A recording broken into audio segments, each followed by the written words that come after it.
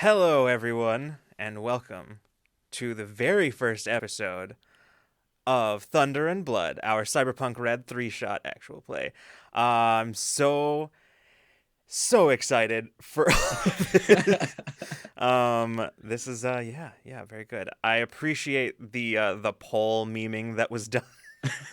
Very good.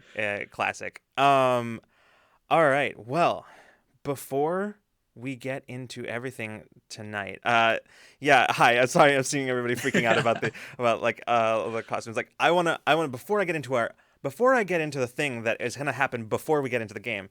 I want to first of all, I want everybody to acknowledge how kind of slightly without coordination everybody managed to get their own like reference to their character figured out in their like everybody's doing like a casual cosplay of their character, and then there's me, general cyberpunk man. So That was how What I took happens when you Man have to play all the 5. characters, you know? exactly, you just sort of throw a little bit of every character onto you. Yeah. um so let's see, before we get into tonight's game, I have some announcements and stuff to go through. So we're gonna do that real quick right now. Um, and yeah, so let's start with the big one, which has been we've been keeping this one pretty quiet, because it was an announcement based on a throwaway joke from a past stream.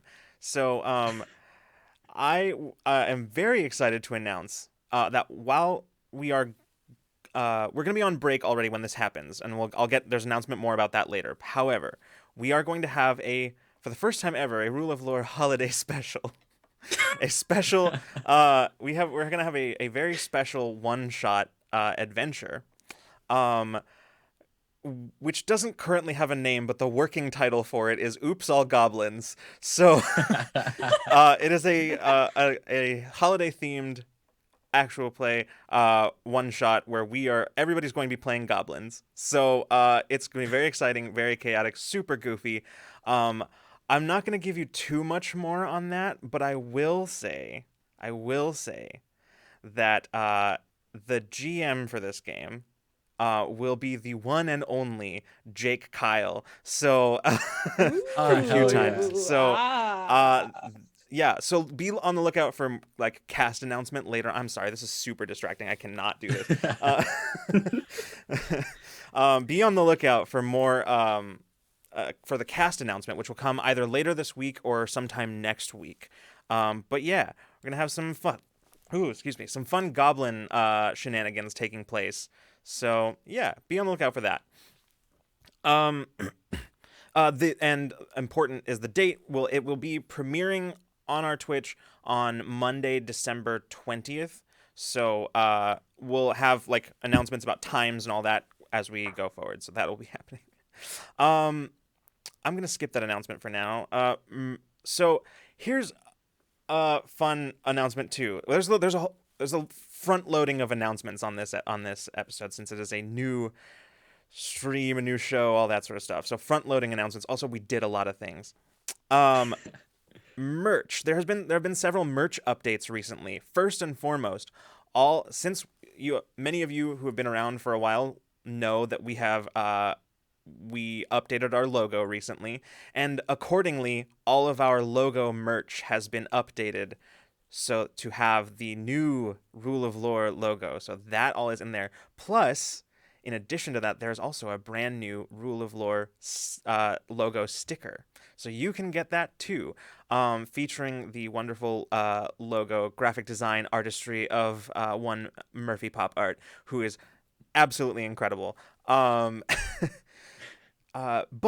I also have a very fun, exciting thing, which is that we currently, hold on, I gotta switch over to make sure that this is actually gonna work. We have some brand new limited edition merch. I'm gonna put it on the screen right now. There it is.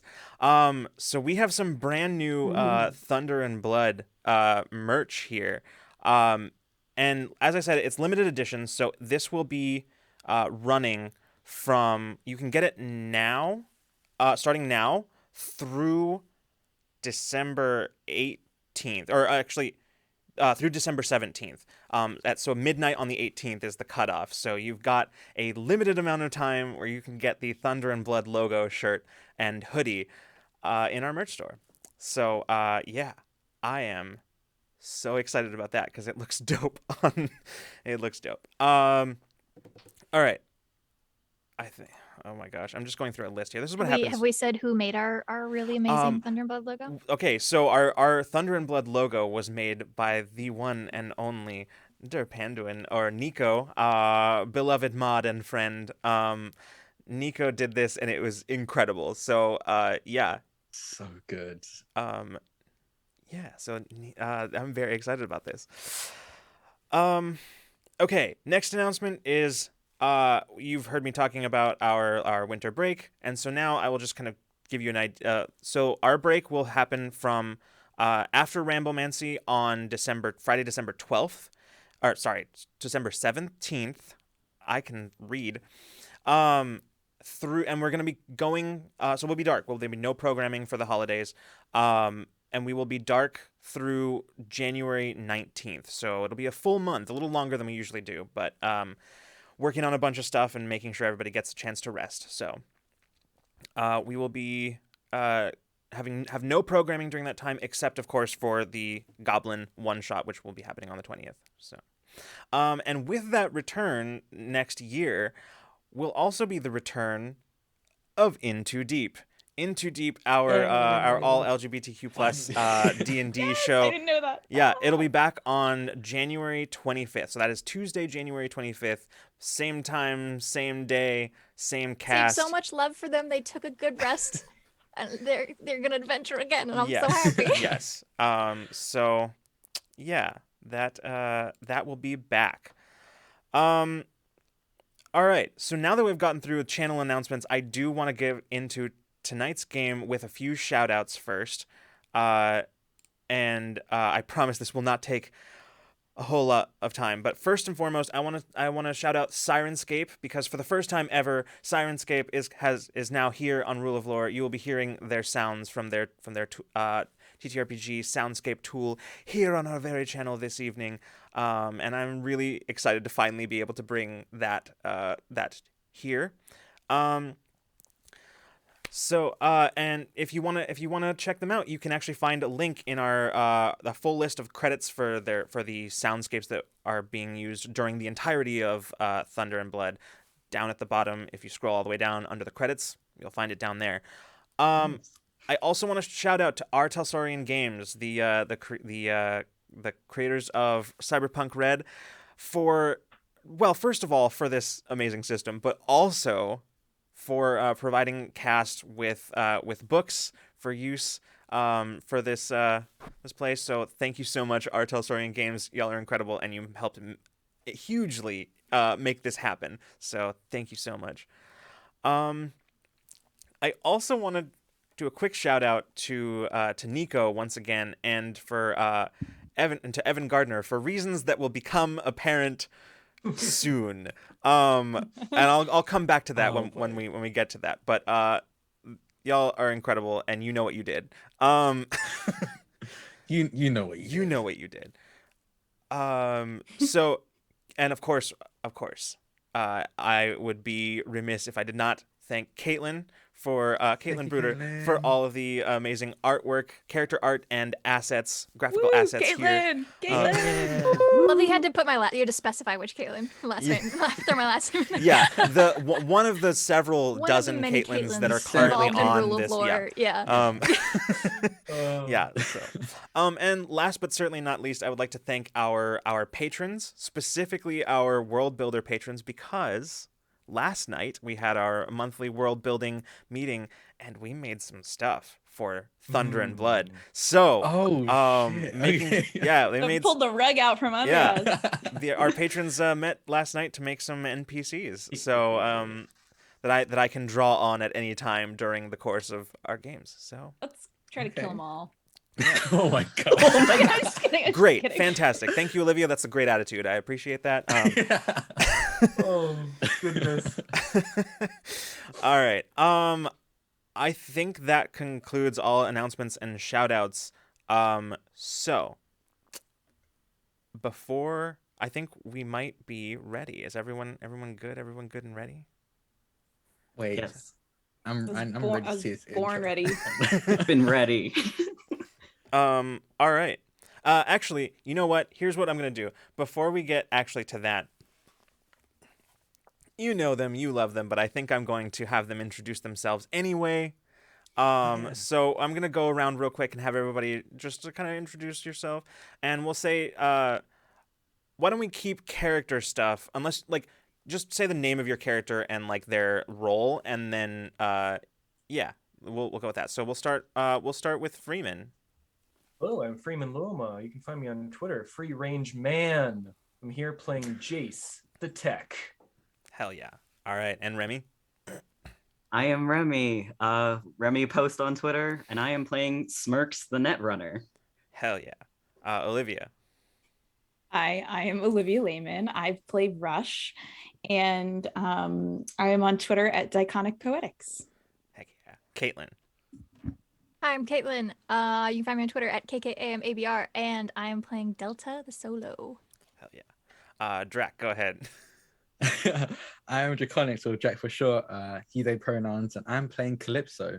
He also uses he, they pronouns, and he's also a solo. Hell We're yeah. like a duo.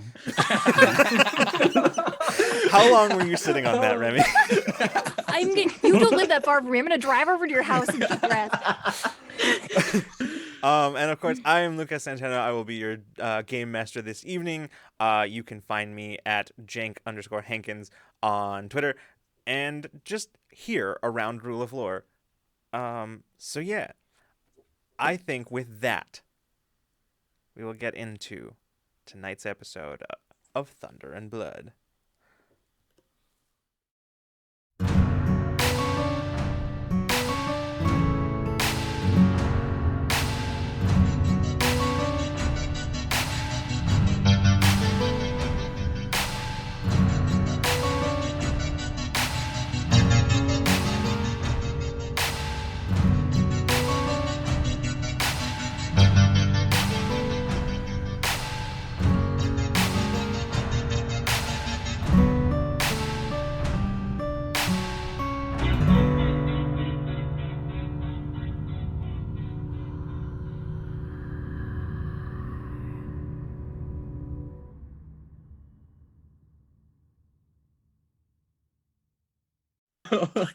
And welcome back, everybody. Shit. Cool. Cool. Wow. Back to those Turn the acknowledgments. sunglasses back on. Back to those acknowledgments from earlier. I want to thank Evan Gardner for doing the title theme music once again for this intro, and I would like to thank Nico Der Panduin for doing not only the video editing but also all of the animations and graphic assets on that title sequence and I don't composing think any it. of us had seen it. Nope. No, That was it's the worth first letting time me we see saw it. Amazing. I told Nico that I was Absolutely. gonna not show you, and you would all get to see the reactions live. Always good. There's a So, lot of swearing back behind stage. You guys have been so cool. yep. All right. So, I think before we get, once again, one last bit of business before we get in. If you're familiar with our previous shows, this is where I offer the slight disclaimer at the beginning. If you're familiar with the previous shows like Infinite Horizon, It Came from the Loop, Republic City Rumble, etc., those are shows that tend to be a little on the lighter side of the spectrum in terms of tone and content. The world of Cyberpunk Red, however, is not one of our design. It is the first time actually ever, really, except for Republic City Rumble, that Rule of Lore has done an actual play in a non-homebrew setting. So it's a It Came from the Loop was pre-made. That's true. Yeah, but it's a darker and grittier setting, and oftentimes hits a little close to home. It's a world in which kind of the worst things we can imagine have happened and continue to happen. It's a world that's consumed by hopelessness, but any good gritty genre serves primarily as a backdrop for finding and emphasizing the light, the stuff that's still good. So, you may find a lot of similarities between this and our previous programming. However, do note that it will be significantly on the darker side in terms of tone. But not, you'll find it probably not too far from what we normally do. So the story might not always seem hopeful or take the most hopeful turns, but like I said, the nature of cyberpunk stories means that they are often about finding those good things again after everything has fallen apart. So, in cyberpunk, there are no good guys, there are no bad guys, just people trying to get by. So, let us get into it. So, is it going to do what I told it to do? No. Okay, here we go.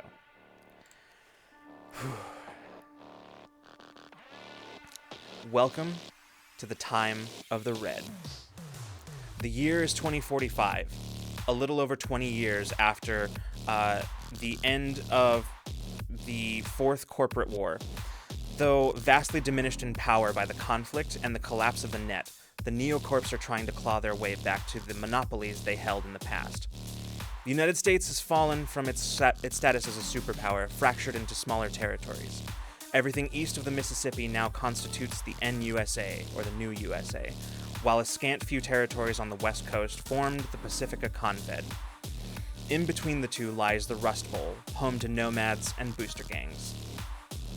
Following the corporate wars and the division of land, residents of the Rust Bowl migrated to the nearest major urban center, Night City, a monument to unbridled corporate influence.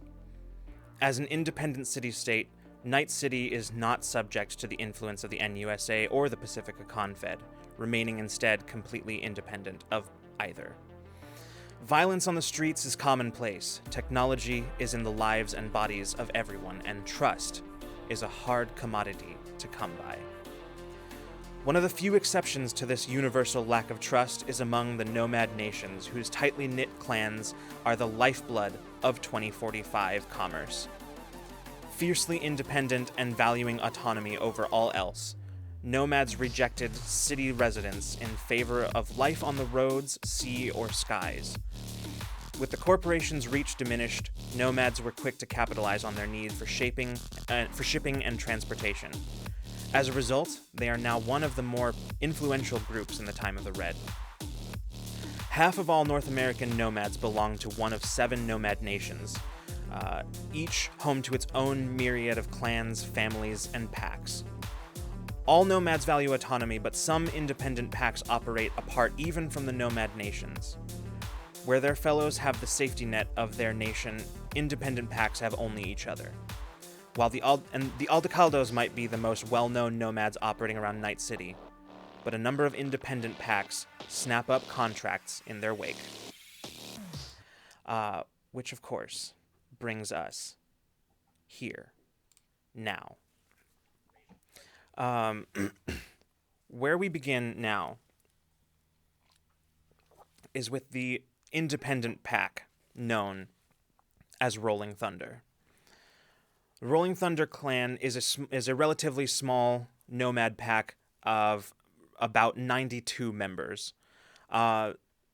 They've been working hard recently to establish themselves in and around the Badlands outside of Night City. However, they've recently fallen on pretty rough times, with a bunch of contracts being snapped up by other larger and more trusted nomad groups in the area, and many of their own convoys and cargo transports and convoys being hit by the wraiths, and the lowest of the low amongst the nomad types, exiles even from those who would choose to live apart from society. The result of this is that where we find ourselves now, where Rolling Thunder has found themselves with the prospect of a difficult choice. Take a deal that was offered to them by one of the major corporations, Biotechnica, to operate largely as they have but with more resources at their disposal and under the yoke of corporate control, or try to strike out on their own, leaving Night City and the small foundation that they've started to establish for themselves, risking any number of hazards on the open road in the empty territories of Middle America. It's not an ideal place to be. The choice is between bad and worse. But even still, there's a small amount of hope. As we speak, a convoy of nomads from the Rolling Thunder clan is transporting cargo, which, if the job is successful, will establish themselves as credible and trustworthy sources of transportation into the outlying territories, and might even pave the way for more jobs to come. It's the last hope for Rolling Thunder to remain in Night City. A lot rides on this one. And so in the nomad camp, it's no surprise that it's the subject of much conversation. In fact, you can really not go anywhere within the camp these days without somebody bringing it up, talking about it, whispering to themselves and to each other about the last hope for Rolling Thunder. We begin in the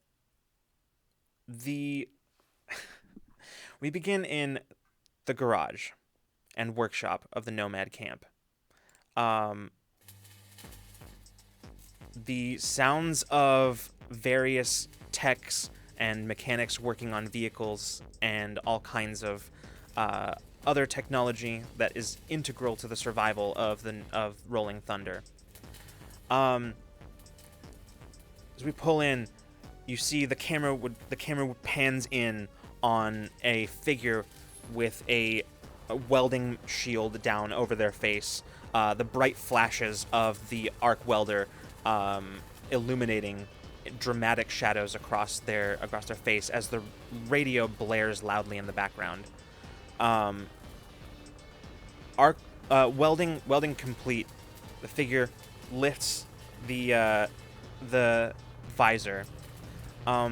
Freeman, care to describe your character? I would love to.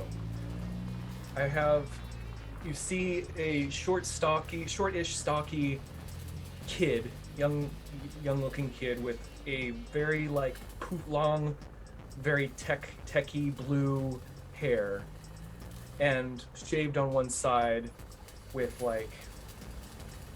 a kind of a work coat on, a blue work coat vest, and overalls that have been tied around the waist with built-in knee pads and steel-toed boots, and they're actually just sitting cross-legged on a bar stool height chair on wheels, just kind of rotating side to side, kind of just moving from one thing to another. Yeah. As you kind of lean down to inspect your weld, you can hear the slight whir of servos from elsewhere on the workbench, and as you turn, you can see the spider-like drone assistant begin sort of clacking across the surface. You see as it turns, looks at the weld line, and then looks back up at you. Absolutely perfect. Keep doing that. You can hear it just goes, and then it sort of clicks a little bit away, and you can see as it continues just sort of running the 3D scans of the weld line. You're getting better. Woo! I'm just gonna turn the music up just a little bit more. Yeah. Yeah. Sorry. Go ahead. I don't know. Okay. I was just gonna put my welding helmet back on Sure. for a little bit while the sparks fly real quick. Then be careful. As you're pulling it down, you glance over to sort of the back corner of where basically the garage, as it is sort of probably pretty generously referred to, is essentially just a massive tent. Just a huge, thick, heavy canvas tent that drapes over metal supports, a metal frame that holds the whole thing up. Inside, you can see where there are many vehicles currently. There's at least 3 vehicles currently inside where people are working on them underneath, inside the guts of the vehicles. You can even see where there's one of the like lifters has a nomad vehicle just sort of lifted up with folks underneath, currently like draining the oil pan, doing a quick change. But in the back corner of the tent, you can see a pair of figures, one of whom not unusual to see him in here. The other, a little rarer to see her anywhere near around. The first is Cesar Navarro, who is effectively the one in charge of this whole operation in the garage. A kind of short, stocky Mexican-American man, probably in his 40s or 50s. It's a little hard to tell. And talking with him in very, very intensely is the nomad clan's basically second in command. This is Riley McKinnon, who is by contrast much standing fully ahead over Cesar, and you can see where she or where they are gesticulating. You can't quite hear what they're saying over the sounds of the garage around, but you can tell that Riley looks irritated. Cesar looks calm as ever. After a moment, you see as they start kind of moving towards the front of the tent, walking kind of past where you're working, and you can hear Riley saying, "Look, all I'm saying is that we'll stand a better chance of convincing Leon if you just support the move. I know you know that Biotechnica is not the way to go. Just think it over, will you?" You can see Cesar just says, "There's nothing for me to think about. I've already made my decision, and I'm going to trust our people to get this job done. Okay? You should too. It's not... Fine." Base is gonna push off from the table on his spinning table and on his spinning chair and spin and roll over to them. Yeah. Cesar just like, without really like, he just kind of like slight glance to the side, just sort of puts out his hand and stops you as you like get to them, and just sort of like stops your... he looks at you and just holds up a finger and looks at Riley. Says, "I understand what you're saying. I'll take some time. But you should too." And she just looks, or they look at him and then at you, Jace, and they kind of give you a quick tight-lipped smile, and then they nod, say, "All right." They look for a second like they're about to say more, but then they just turn and exit. Good to meet you. Bye. Cesar turns to you and says, "Sorry about that. How's the project coming?" It's good. Yeah? Let me see. Let me see what you got. Oh, of course. This chair. Okay. All right. He just puts his hands on your shoulders and just pushes you over, like wheels you over to the... Oh, thank you. He leans over. Says, Not bad, not bad. You got a little bit of beating here. Yeah, still working out the kinks, of course, but as you can see, it's, with what I've got here, I might need a little more fuel, but for the welding tank, but maybe a few other parts.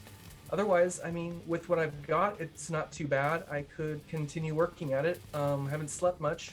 That's all right though. No, I don't. No, it's not. You need to get some rest.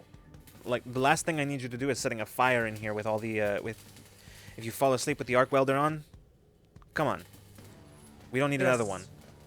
That definitely didn't happen already. Of course. You know what? Nothing. Jason just like kind of just tosses like a napkin over like a charred part of the table real quick. Okay, well, at least get something to eat. In fact, you know what? Stop working. No, I want you to stop working. I want you to go get something to eat. Don't come back until you've eaten something. I promise. I really, truly double promise. Okay? Let me know if you get any more parts. If you found any new pieces of tech. Will do. Go eat. Right. And Jace is gonna like jump off of the chair and activate his Heelys and just kind of like glide off. Yeah, as Jace goes off, Cesar just sort of has his arms crossed, just watching as Jace goes, just shakes his head and just starts kind of like, just goes like muttering in Spanish under his breath as he just walks to the back of the room. Goes, hey, don't touch that, and he like goes off to the. We'll cut over from there, not too far away actually, as the just a little ways off in the garage, Rush. Mm-hmm. Care to describe your character for us? Yeah, absolutely. So, Rush is about 5 feet tall, stout, muscled, tan from being outside a lot, has a square jaw, and when they smile, their teeth, several of them, look to be made of like bronze or some kind of metal. They have a sandy blonde mullet that's just super messy at the moment, and like grease on their cheek. They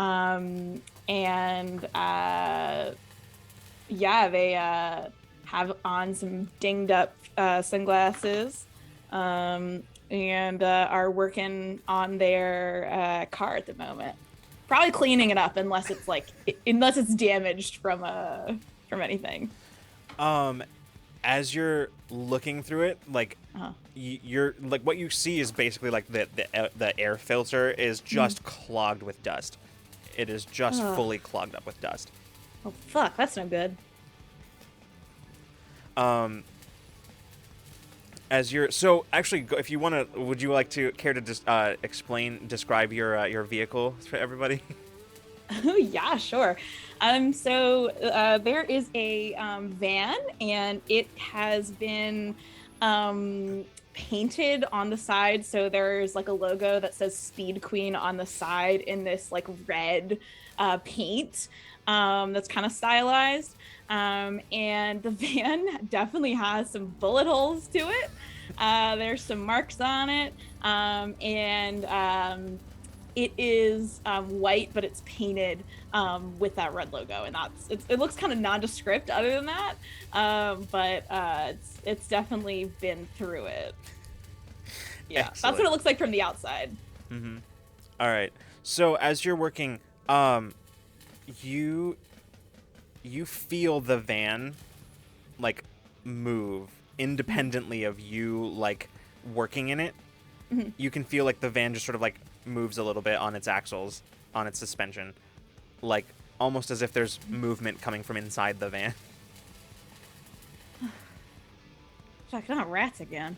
And they're gonna open up the van. Yeah, there is inside immediately like freezing as if caught doing something wrong, which frankly probably.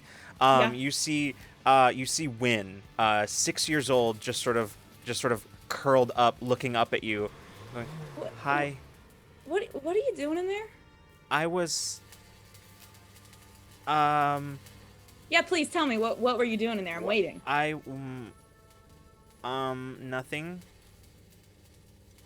How do they? Does she look like? What does she look like right now? Right now, she looks like she just got caught with a hand in the cookie jar. Like, this is fully like the kind of nothing. Like when she says nothing, it's like the same vibe as when you're like, did you eat the cookie that's there, and with chocolate all over their face, going no, like that kind of. What, you got something behind your back?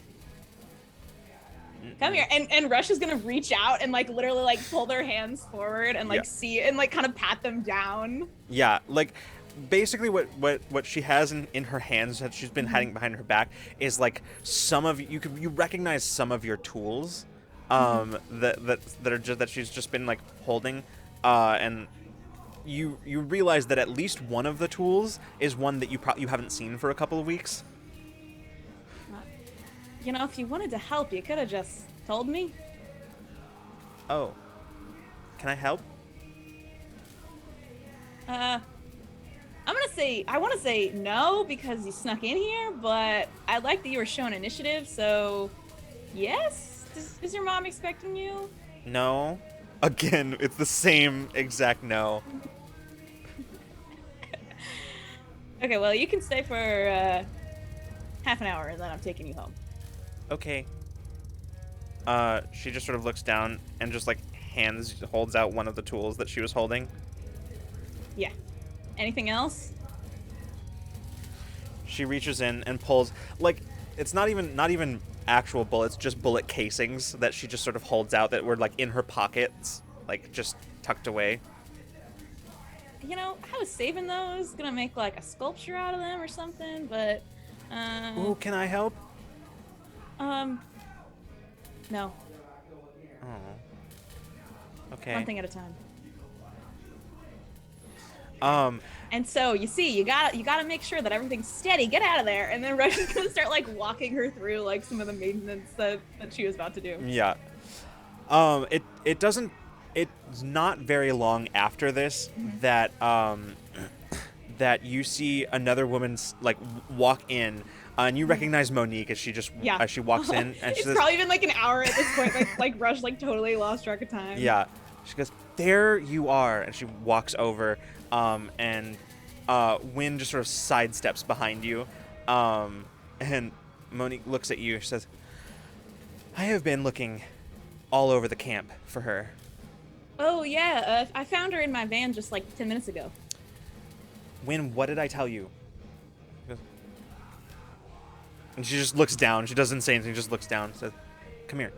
And She was just trying to help. She was doing a good job, but should not be crawling around inside without without supervision. Rush puts on like a stern like expression. Monique grabs her and says, "You have chores to do. Go home." She goes, "Okay. Bye, Auntie Rush." And Appreciate your help, Wynn. and she just goes running off. And Monique just says, "I'm sorry. It's okay. You might want to double check her pockets though. She's kind of a sticky hands. You're telling me. Yeah. I hope she didn't bother you with anything." Nah, not too much. Yeah. How's she doing? Looking pretty good. I mean, still need to do a little bit of maintenance. Kind of unsteady at first. I don't know. It's been driving okay, but one of the back wheels needs to be replaced. Ran over some spikes. Ooh. Get too close to a Militech checkpoint? You know. Yeah, I did. Yeah. Well, Should have seen the other guy. that doesn't shock me, actually. Listen, I was thinking about You good? yeah, no, I just a little nervous about everything going on. Need something to take my mind off of off of our last hope in Night City or whatever. I was thinking about Yeah, making very dramatic. yeah, I was thinking about making something to eat tonight. You want to come by? I know Wynn would love it.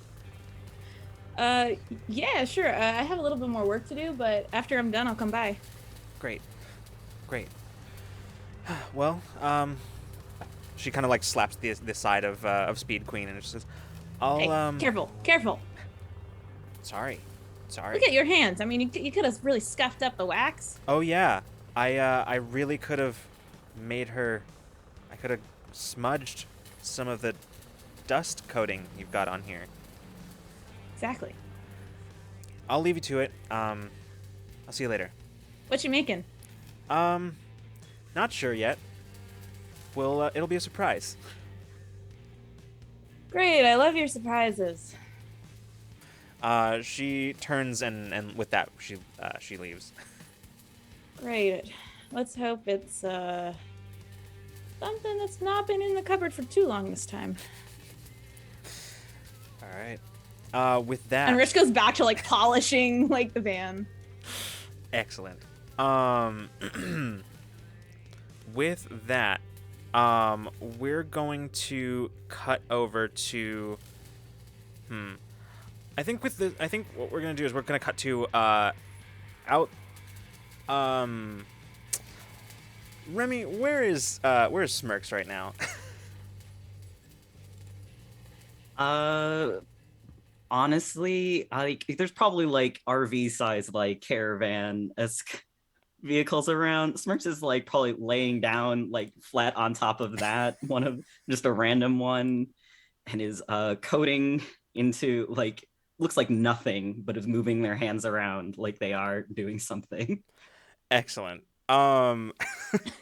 So just like outside on top of a van. Yeah. Great. So a little ways out from the garage, you're just sort of up there, just sort of coding, messing around. Anything in particular that Smirks is doing at the moment, or creating a virus to make someone's blood explode. Maybe. You know what? Fair enough. You as you're up there, you begin to hear the sounds of movement nearby. It sounds like a it doesn't quite sound like any kind of emergency or anything like that, but you do definitely hear somebody like calling out orders to somebody to like what sounds like a group of people. And as you kind of turn to look, you can see where there is what looks to be a whole crew of mechanics around this one of the vans, sort of adjacent to the one where you are, who are basically like right now they've got like computers like from the van kind of like ripped out and are like tinkering with them. Looks like just from your perch, looks like probably a routine like overhaul of some of the like not the mechanical systems, but the more like the computerized systems within the van. And you can tell that this is it's, first of all, it's loud, whatever is happening, and secondly, it is very distracting. But you can hear that after the orders are kind of barked out, then you can hear the rest of the crew carrying on loudly as they work. Smirks is just gonna kind of like roll over to like the edge and just like look down and wait for someone to notice that they are staring. You see one of the nomads who just sort of who currently she has like her hair up in like just sort of held back by a bandana, who's sort of taking apart one of the circuit boards, kind of like glances up and does a double take. Just, oh shit! Fucking clown! What do you want? You are being a little bit too loud there. Would you mind turning it down a couple of notches, please? Oh, I'm sorry. Is my working on the vehicles that keep ensure our existence getting in the way of your whatever the hell you're doing? Yes. And I would like you to be quiet, please. I'm being very nice here, can't you see? Yeah, I can see that. She just sort of like slowly turns away and just like goes back to like kind of glancing up every once in a while. It would be a real shame if something happened to those systems before you were able to look at them any further. She drops, she like just drops the like the soldering tool and just stands up, and she goes, "Okay, you know what?" And one of the other workers like gets up and is like, "Hey. No." She's like, "I'm gonna take 5," and she just sort of she just storms off.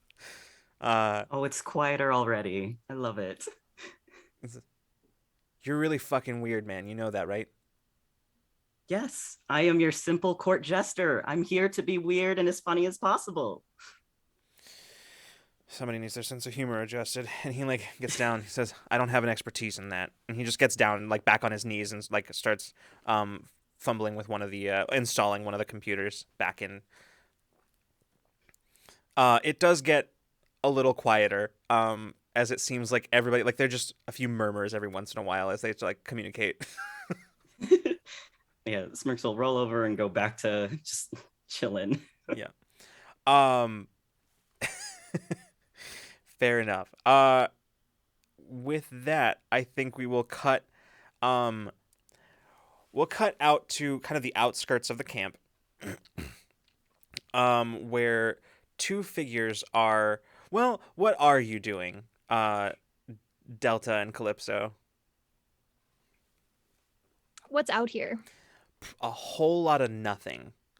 Desert, scrubland, rocky ridges that sort of, even at this distance, even at about 5 kilometers out, you can still see the spires of Night City in the distance rising above the bluffs. But yeah. Otherwise, a whole lot of nothing. This is really just kind of the perimeter of the encampment.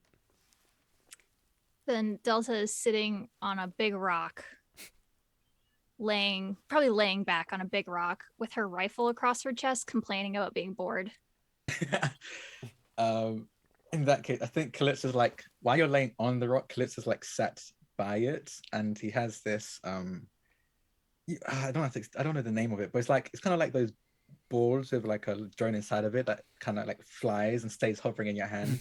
It's kind of like throwing it and it flies back in his hand, and just like almost like a bouncy ball against a wall, but there is no wall and it's not a bouncy ball. So he just keeps throwing it and it like flies back into his hand and throws it. Delta every once in a while pokes the butt of her rifle like in the way. Hey, come on. Well, it doesn't ever knock it, but just like will puts it in the way. Do you want to try? We're going to keep complaining. No. Oh, okay. So you just wanted to annoy me? Yeah.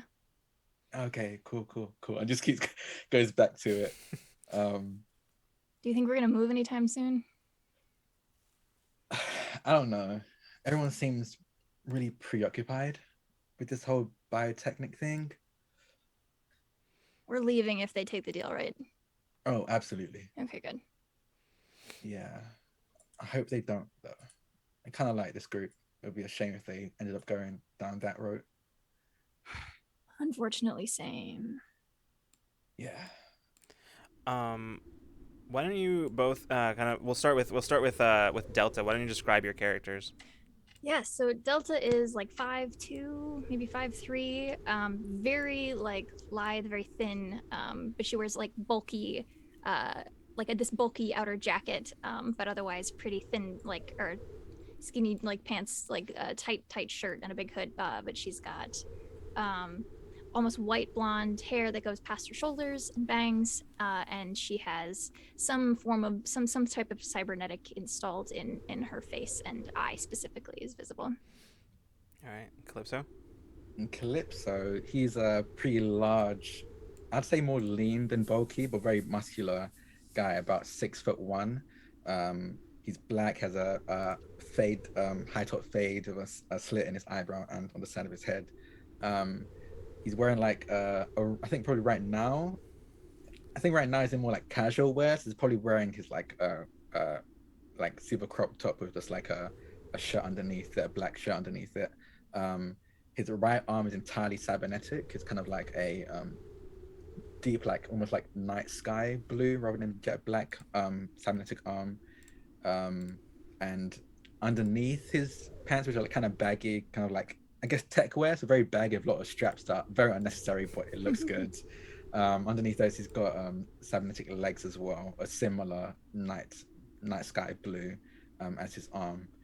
and the little ball he's playing with is probably like switching between all the colors of the rainbow as he's throwing it and catching it. Very, very large compared to the much smaller Delta. Yeah. As you're out here, you can kind of like Delta sitting on the rock cast kind of a lazy glance over at the camp where you can see like there's still activity, but it doesn't seem like there's like whenever the camp has packed up to move on, it's like everybody, all hands on deck, everybody just moves, like literally like kicking an anthill. Everybody just moves, but right now you're not seeing any of that. I mean, you're seeing like the lazy kind of movement of, you know, people just sort of the people who aren't out, sort of like the outriders or any of the scavengers or any of that, are currently in camp doing whatever it is that they do throughout the day. So it's very clear that if a move is coming, it doesn't appear to be now. It seems like you're doomed to more of this sitting and waiting.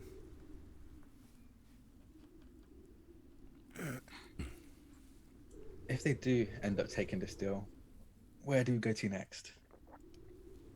I don't know. Do we want to brave the city yet, or are we stuck in the frickin' dust? I think he like throws it, and then when you ask that question, he just lets it fly straight past him, like crashes into the rock behind him.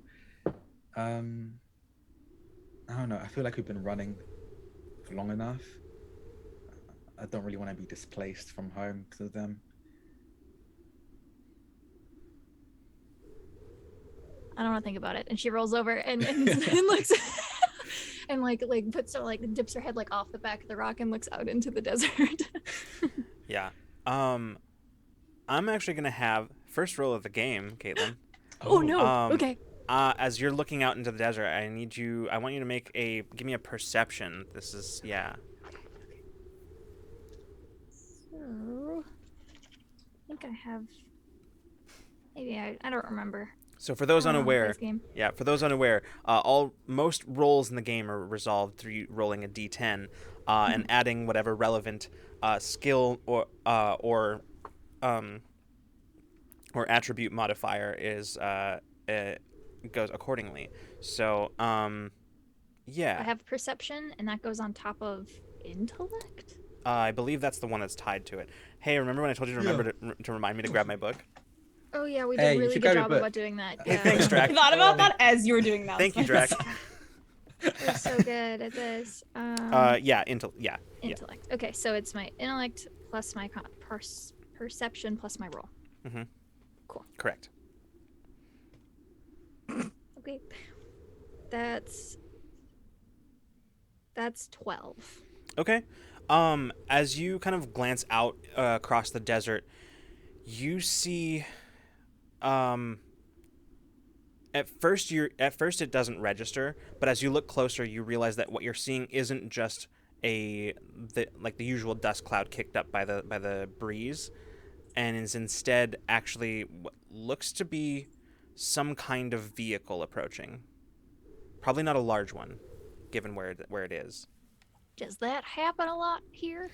There are people come and go, yes, but like one thing that you do know is that today you didn't see a whole lot of movement outward from the camp, because basically everybody who is gone has left already, and have been kind of gone for a couple days, and anyone who left today went on foot because they were going somewhere relatively nearby. But I think she rolls over onto her stomach and kind of like taps you with her shoe as you're sitting in front of her and she goes, hey, what's it?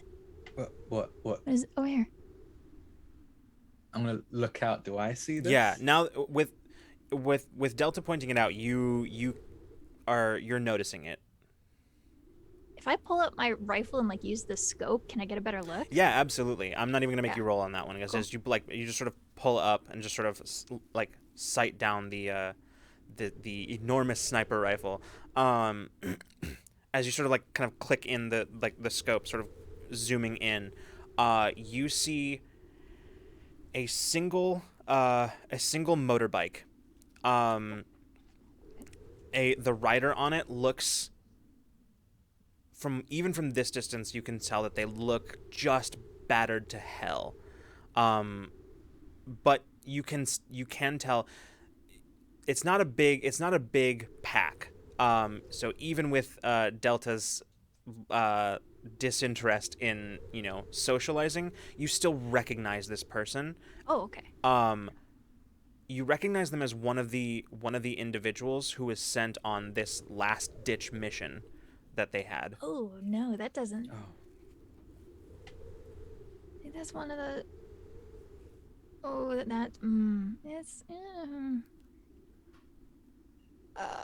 Is it one of ours? Should we yeah. get ready to... Oh. It's not pretty. She'll kind of like shuffle the scope over so that you can kind of peer into. Yeah, take a look through and be like, Yeah, you see the same thing. So. didn't they send more people? Is it They just... definitely did. Okay, this is not good. Do we need to tell someone? Is that our job? They gave us a place to stay. I think we owe them that at least. Fine. And she gets up, spends like more time than was probably necessary, like dusting off like the part of her pants that was on the rock, like, and seems annoyed about it. And then we'll kind of be like, I don't know, do we tell like Leon or like who? I think this might be a Leon thing. Yeah. Okay, let's go. How far out does it? We'll start walking in, but how far out does it seem like not that not too far out. I mean, probably like maybe about. Probably not more than a kilometer out. Like it's not like it's probably significantly closer than that. But yeah. Okay. Yeah, we'll go see if we can find Leon. Yeah. I think I'll be like, go find Leon. I'll see if this guy's okay. They seem a bit beat up. If they might need help, actually walking. Don't make me walk around by myself.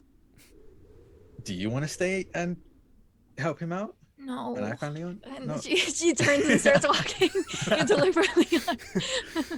All right. Yeah. So with that, I'll say Calypso. You move towards them. Yeah, I mean towards him. Okay. Probably for the best, because as you're moving up, sort of just rushing across the scrubby desert, you watch as, like, getting closer, you can start to kind of make out more details with the naked eye. But as they get closer and closer, you can see there's a moment where you watch the bike wobble and then just spin out, as it just goes, and they just eat shit and they go down, and you do not see them get back up. I run towards them, and like just to like run towards them. Do I recognize? Do I know their name? Probably not. I don't know that you would know Okay. this. Yeah, I don't know that you know. You would recognize them because this is one of the outriders who goes on patrols and missions like this all the time. But you probably wouldn't have had much cause to like interact with this person. Okay, I'll run towards them and like immediately like check up on them. Like, hey, are you okay? Yeah. And I want to do a once over for them to see what's. Sure. I can tell it's up. You want to do a quick like check here? Yes. Okay. Ooh. Okay. So this seems like it would probably be. Actually, do you have any relevant skills? We'll start with that. Yeah, first aid. Yeah, that I would say so. Yeah. Yeah, I'm pretty okay at first aid. Okay, I'd say give me a first aid. When you get a 10, so you roll Yeah, it down, right? it explodes. Okay. So you go, yeah. I'm really good at this apparently. 24. Okay, yeah. Such a good roll. Just by looking at him, you can see that his lips are like cracked and like in some cases you can see where they're bleeding. He's first of all very badly dehydrated. Secondly, like as you're sort of looking around, you see where he has numerous like bruises, where that you can see through the tattered clothing, just sort of along his rib cage. And also just a very like sort of hastily and shoddily bandaged wound on the upper arm. He looks like he's been through hell. Good God. Okay. He just looks Yell up. if it hurts. Yeah, he just kind of like pick you up. his eyes sort of like flutter for a moment as he looks up at you. And he like reaches up and grabs the front of you, like of the front of your shirt, and just says, "Tell Riley, Yeah. Okay. I got you, guy. I got you, buddy. Yeah. Okay. Hold on. I'm gonna like try and scoop him up. As he does, he like insistently just sort of pulls you. Says, "Was wraiths." Oh, fuck. Okay. And you can see as he just sort of like as you like pick him up, he just kind of like goes unconscious. Yeah. I'm gonna scoop him up and just go. "Ah, fucking wraiths!" And he's gonna start running to the camp. He said Riley, so he's gonna like be yelling for Riley as he's running in. Yeah. With this guy. So we'll cut over then to Delta as you are arriving in kind of like Leon tends to spend the most time in kind of like the planning tent during the day. That's where you can usually find him. And as you today is no exception. As you step inside, you can see Leon, just a giant of a man. You can see like a sort of balding Hawaiian American man who is Hawaiian man who is just like, you can see like his kind of like his hairline has been receding, but it's hard to tell because he keeps it shaved. But you can tell that like as it's sort of the stubble is growing back, you can kind of tell. But he has just sort of a salt and pepper goatee, and as he is standing there kind of towering over the others in the immediate area, with his hands clasped behind his back, looking down at the at like a bunch of charts and maps. Delta like bursts in and then is like, Yeah, he glances up at you, looks down, and then looks back up as you like just sort of stand there. What's that you said they're called? The Outriders? Yeah. Yeah. The Outriders are back. It's bad. Hang on a second. Bast, hold off on that for a second. We'll come back to this. And he walks over. He says, "Did you say what now?" One Outrider came back. Just He's one? in bad shape. Shit. Bast, go get Riley. You can see the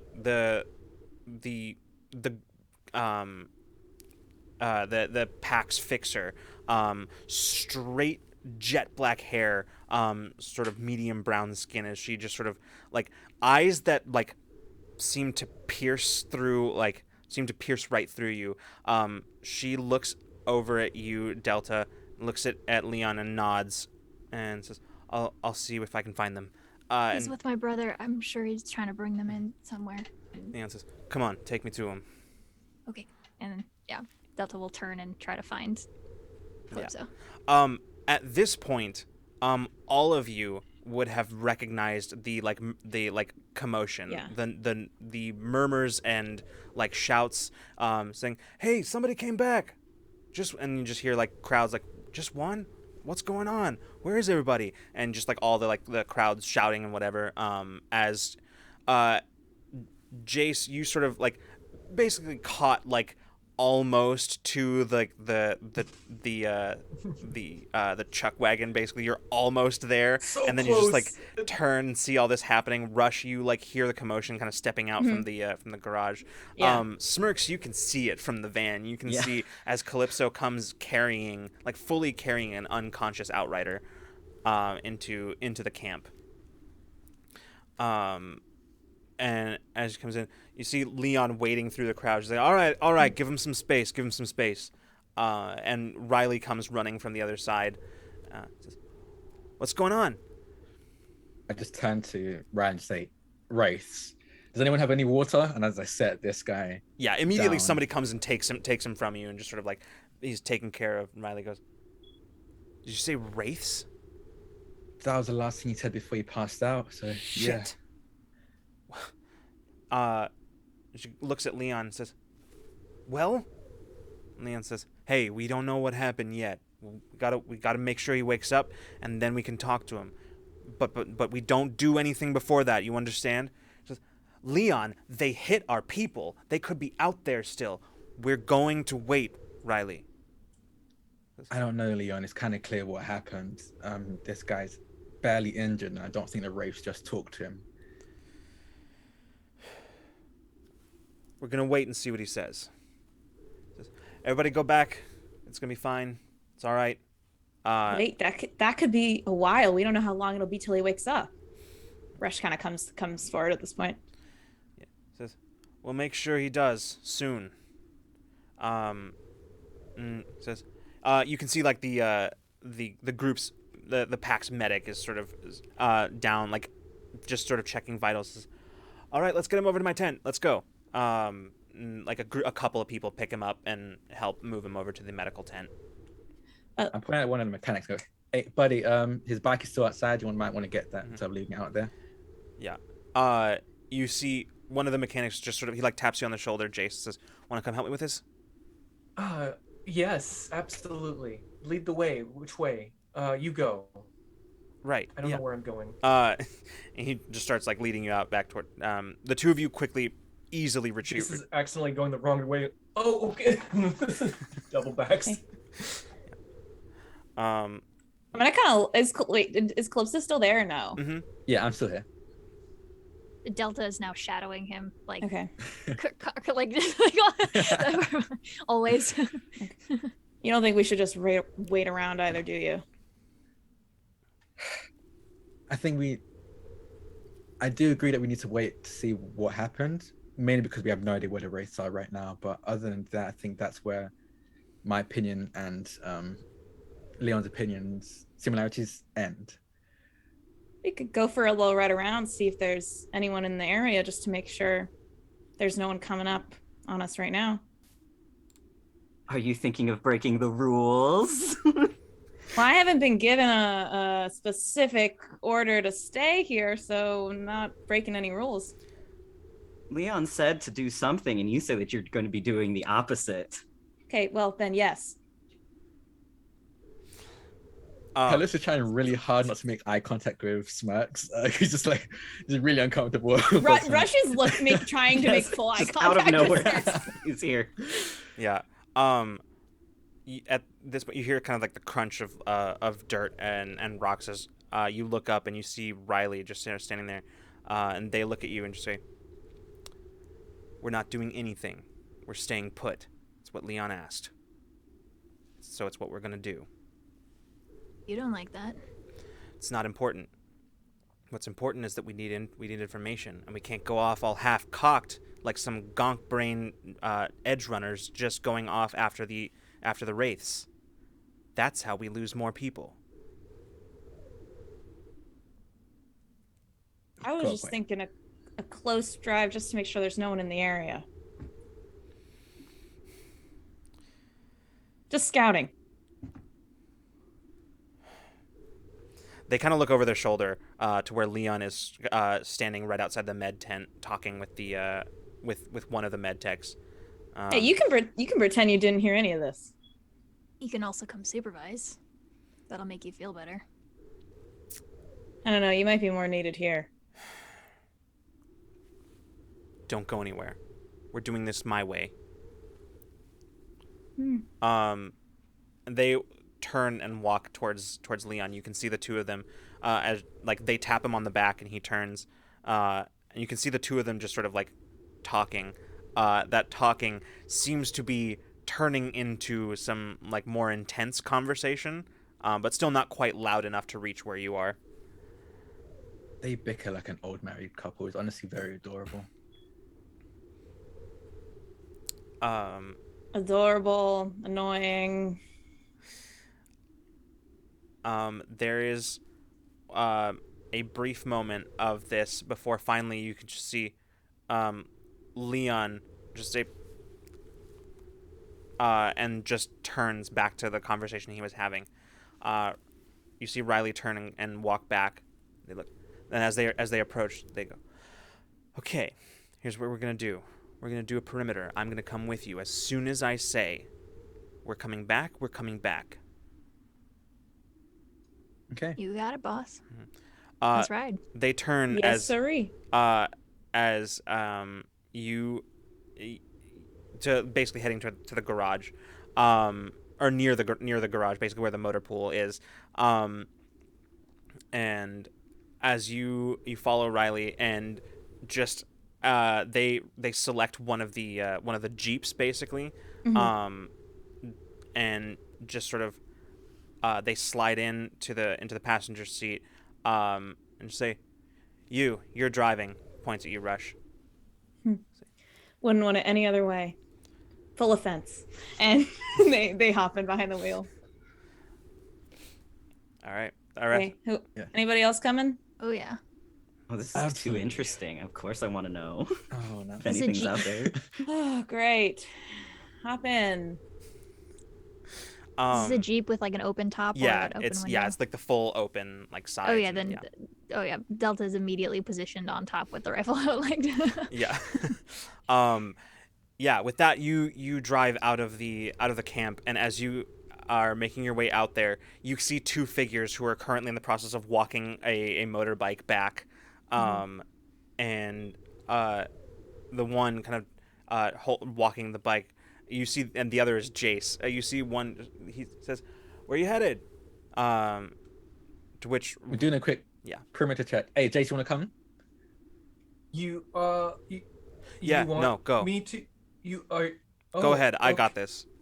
Oh, all right. Thank you. Oh, cool.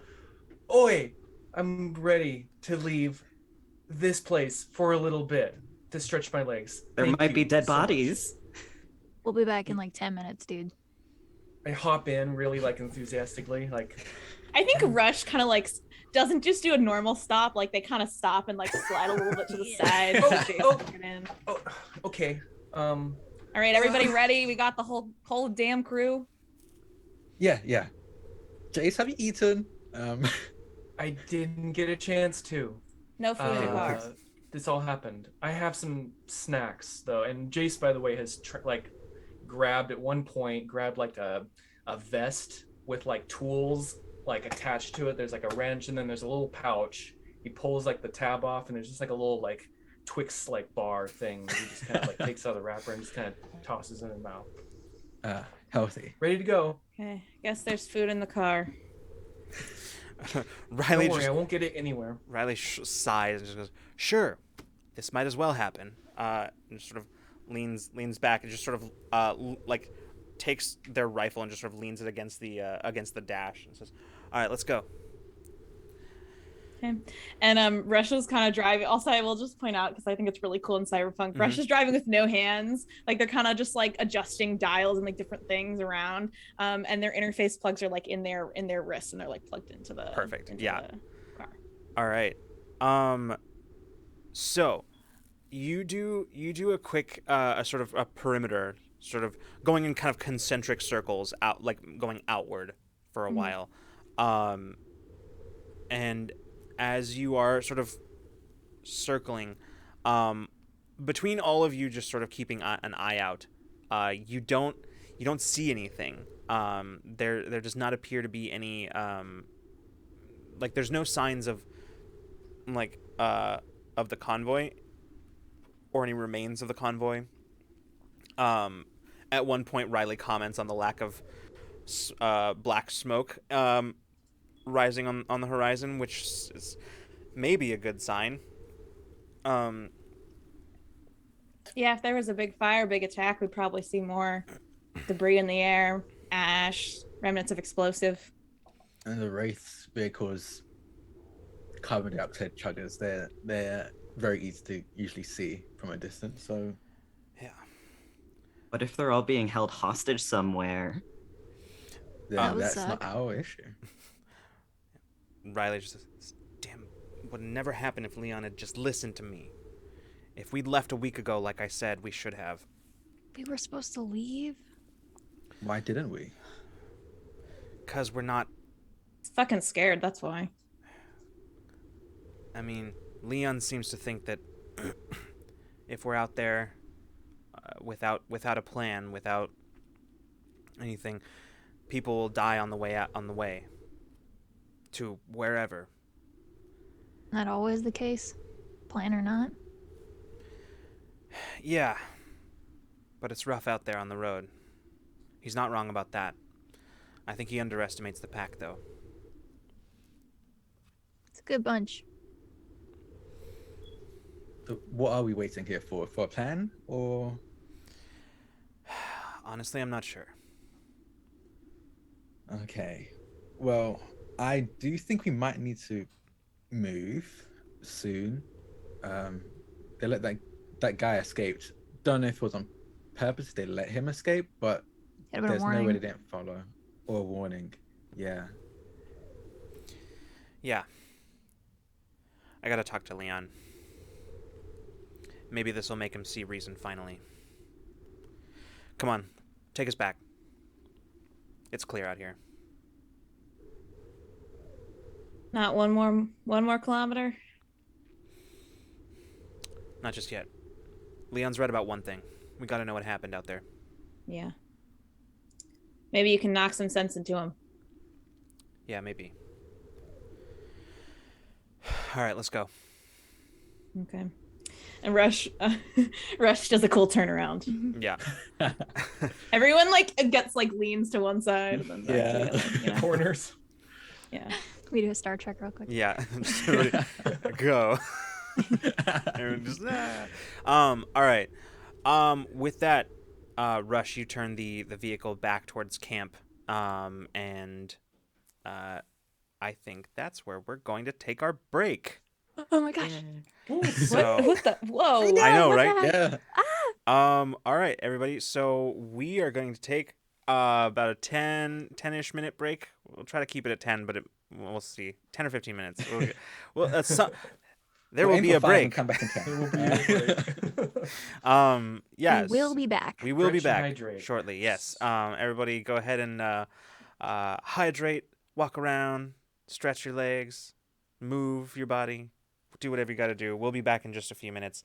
So don't go anywhere. Welcome back, everybody. Yeah.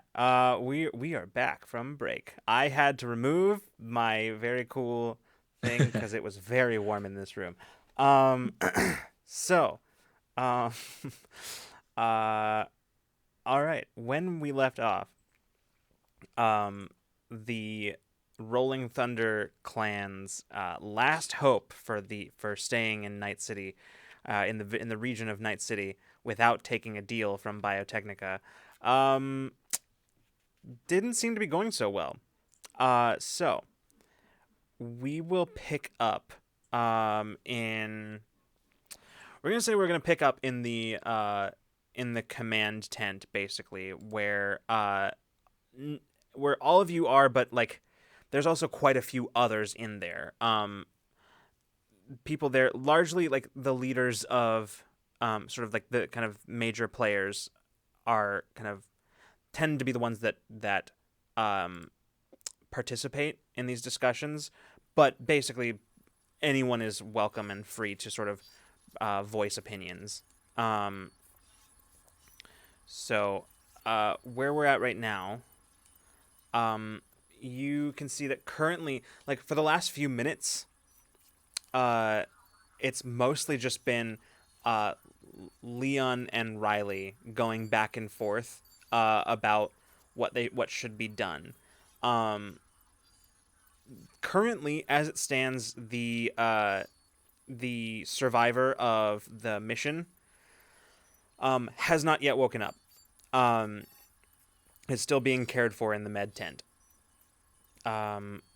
But as you all are sort of gathered in there, just sort of listening to kind of the leaders of the pack debate the fate of the whole thing, you like it's like I said, for the last few minutes it's been Leon and Riley just going back and forth, getting progressively heated, more and more heated, and at one point,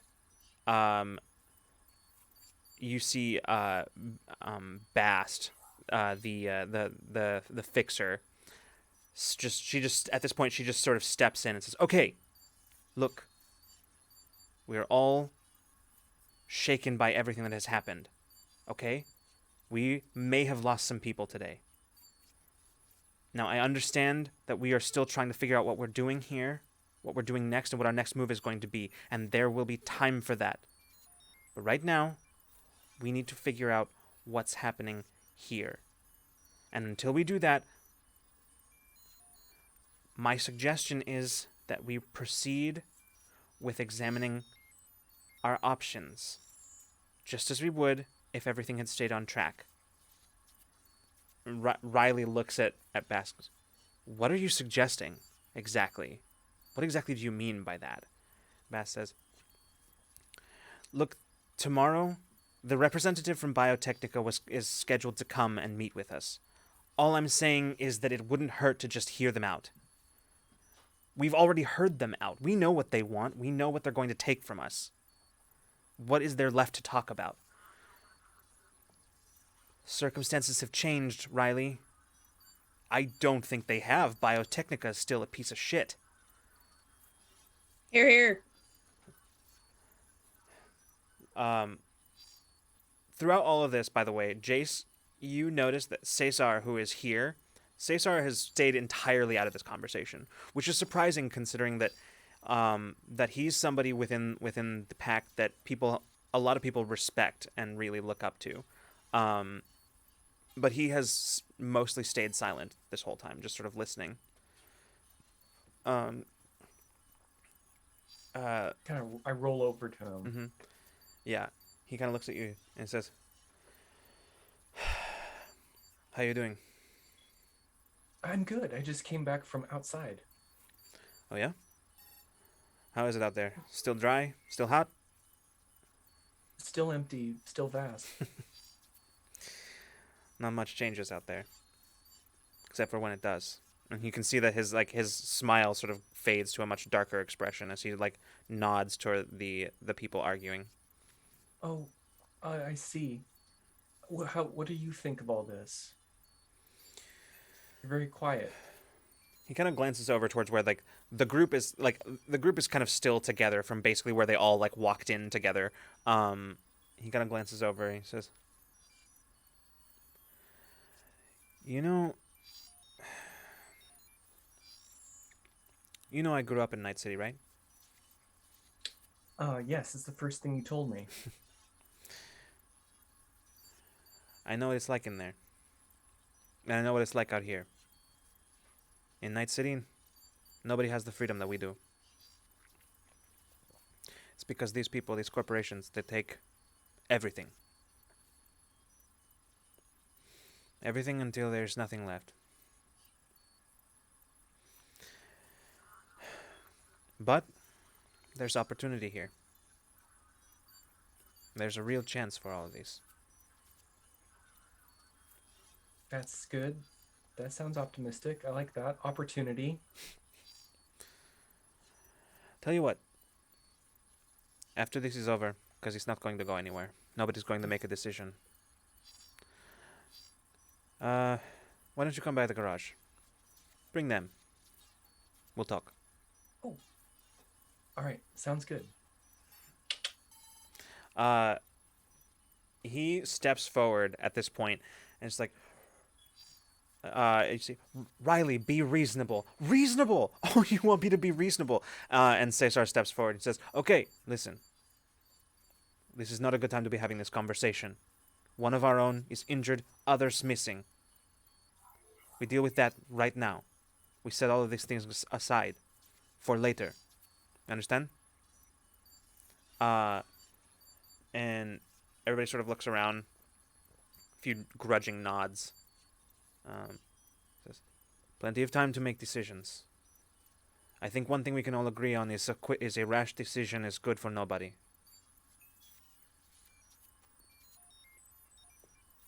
He doesn't say another word or doesn't wait for anybody else to say anything. He just walks out of the tent. Yeah, not like we should have made a decision weeks ago, but all right. I can't believe we're still talking about this. I think the answer is pretty clear. We don't take the deal.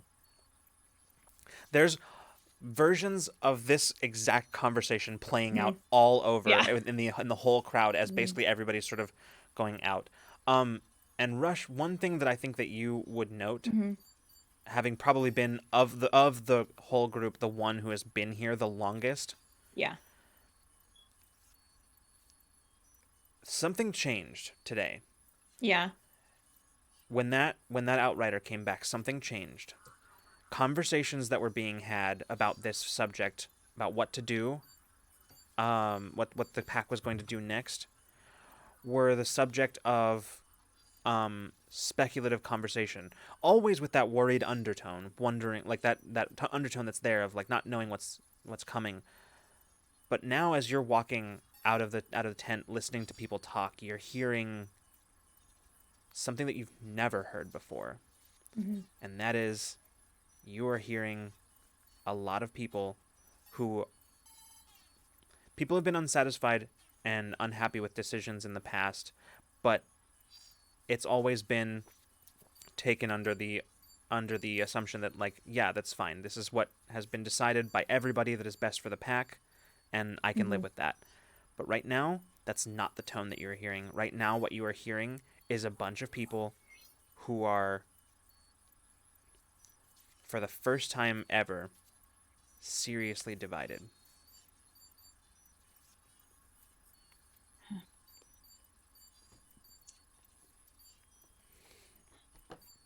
Jace. I think it's a pretty easy solution.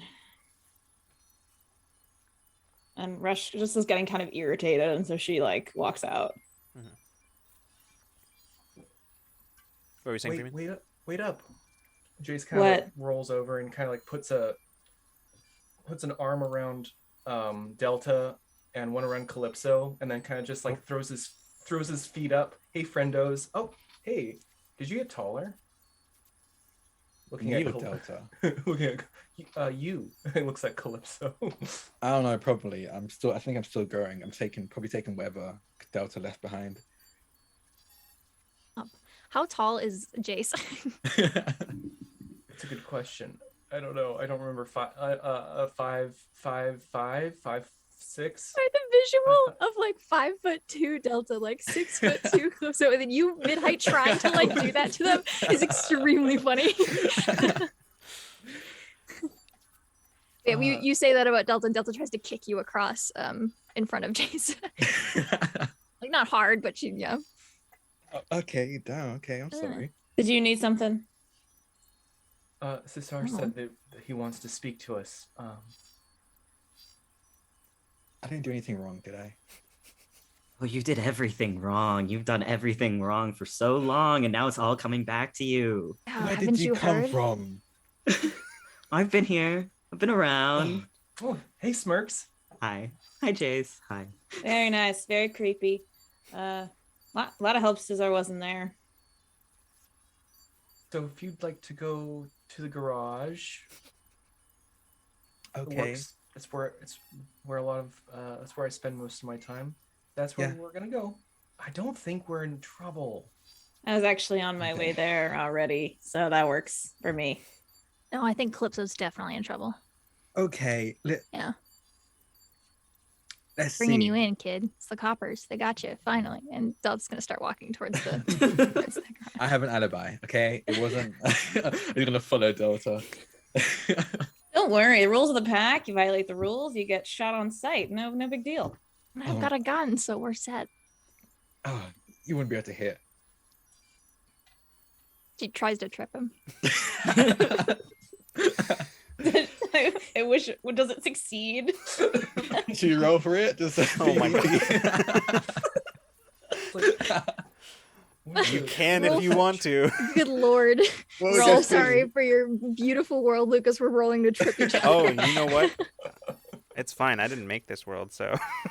Your beautiful story that you're bringing us to. Okay, what would the this fuck be? would I even roll here? I mean, I would do evasion, like- marksmanship. No, definitely not. No, No. that's range. I'd be rolling invasion to evade this, right? That makes Probably, sense. yeah, I definitely. think so. Yes. Yeah. So hold I on. don't think I particularly, unless I can use athletics, Mm, which I don't know. I it's don't think so. probably going to be. There's probably going to be body. It's just a straight body. Yep. Just yeah. For both of us? No, you definitely are rolling your Yeah, evasion. you could use evasion. Okay. Yeah. I don't think I have anything that I can add. Okay. Got a 20. Oh my god. Dickhead, I got a 15. So you just see like as Delta sticks her leg out, Calypso just like very Just hops over it. swiftly hops over it and just doesn't even slow down, just keeps walking by. Yeah, Delta doesn't either. I think it's just like a Yeah. I think they do this all the time. She kicks out to like trip you, you jump over it, and they just keep moving. Yeah, just keep going. All right. So you all heading for the garage, you reach it, and basically people have like gone back to work at this point. I mean, it's a place where like, as was stated earlier, keeping the nomads' vehicles running is survival. So this place tends to be the busiest all the time. Vehicles constantly being maintained, even those in perfect condition, of which there are very few. But as you step in, you can see Cesar in the back of the garage tent, who is just sort of sitting at his workbench. He's got a few screens on it where he's sort of looking at a few things. Where you can see that he's like looking over like the readouts of the like vehicles, just like the technical specs and everything that like reports on, like maintenance reports essentially. And as you all arrive, he looks up. He says, "Oh, good. He says, just 1 second. Let me just finish this." You can see as he like finishes checking off signing off on one of the reports, and closes it. Turns back around, sort of swivels the chair around. Says, "Okay, I'm not going to waste any of your time. Here's the important thing. I think it's important for us to stay here, but not under the yoke of Biotechnica. That's unacceptable. If the Aldecaldos and the Steel Vaqueros can do it, we can do it. So, this is the only thing that was keeping us here is the possibility that this mission was going to be the thing that set us up for the future. Make sure that people could count on us. Put our names out there so we get more jobs, can stay around. The way I look at it, the mission isn't over yet. But I know that everybody is too stuck in their own points of view to see that. Riley wants to leave.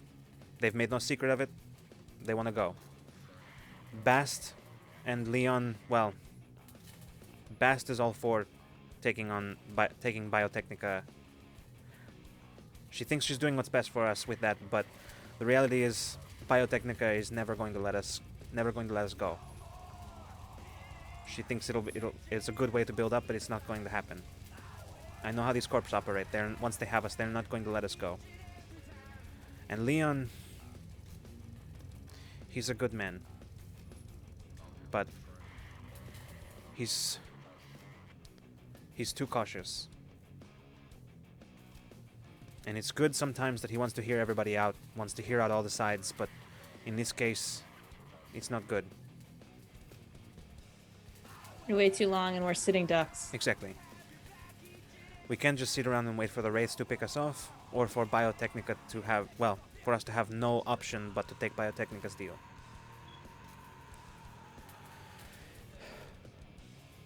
They're not going to make a decision because they're not going to agree on what to do. Only thing we can do... The thing I'm afraid of, and I'm sure you've heard it, is if a decision is made now with the options that we have available, Rolling Thunder will not survive. People feel too strongly about this. They'll go their separate ways. It will rip us apart. Yeah, we're stronger together. Exactly. So here's what we need to do. We need to make sure the mission succeeds. We need to get the cargo back. And we need to make sure that it gets where it's going. The job's back on. The job was never off. And if we can find our people in the process, then we do it. Are you up for I this? do need to ask. What are the details? I will... MedTech owes me a favor. I can't stop them from telling Leon when our Outriders awake, but I can make sure that we hear it first. Okay? We go in there, we ask quick questions, and then we move. Very sneaky. I like it. It's a good plan. Forgetting you're there. God damn it. I love just running around behind everyone's backs. It makes it so cool, so interesting. I love it. Let's do it. So we should go now, right? I will. I. Yes. The medtech already got back to me. He's awake. I say we've got about another 20 minutes before he gets his conscience back and decides that it's time to go tell Leon. Okay, Well. well, I guess we should be quick. No time like the present. Exactly. You can do this. Opportunity for adventure Uh, and getting knowledge. I'm in. He stands up and actually walks over to you. Jace says, "All right, good. Well then, you know what we have to do. After that, we can figure out the plan." Says, Jace, stay here for a second. Yes. Well, Ooh, someone's in trouble. And Delta starts backing out of the tent. Hi, it's friend. good to know not everybody's just sitting around waiting for the pack to fall apart. Oh, I'm waiting for that. I think it'd be really cool if it did. Well, fuck you. And Rush is gonna step out. As Besties. everybody sort of takes their leave, Cesar waits for everybody to be gone and then just looks at you, Jace, and says, "This is very important. I know you don't do this kind of thing, but I trust you. I know you can do it." Yeah, well, I love going places. I don't really like staying in one place for very long. I've never done that. So I feel restless. I sure hope they can protect me though. I'm not much for fighting. No, I'm sure they will. I mean, except for the robots I've programmed to shoot on sight anyone who trespasses. Yes, I've been meaning to talk to you about that, by the way. Some of them are malfunctioning. It's not good. We'll get back to that. Also, did you install them with vocabulators? That's not. We don't need them to talk. I don't know why you did that. Let me mind. It's nice to have conversations sometimes. Not when They're you're being friends, shot and- at. I don't think anybody. Look, we'll talk about that later. The important thing is that I need you to.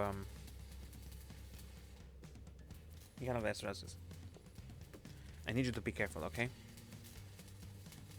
Don't take any Yeah. risks, any unnecessary risks. I mean, in our line of work, you have to take some No, risks, listen to right? me. Mírame. Be careful. No unnecessary risks. I need you to come back. You understand? Yes, I understand. I'm gonna come back, and Jace just kind of goes in for a big old hug. Mhm. Yeah, he just sort of. Okay. If you're gonna be here when I get back, Yes, I'm going to be here. you better. I'm not going anywhere. Go catch up with the others. I need food too. I didn't eat.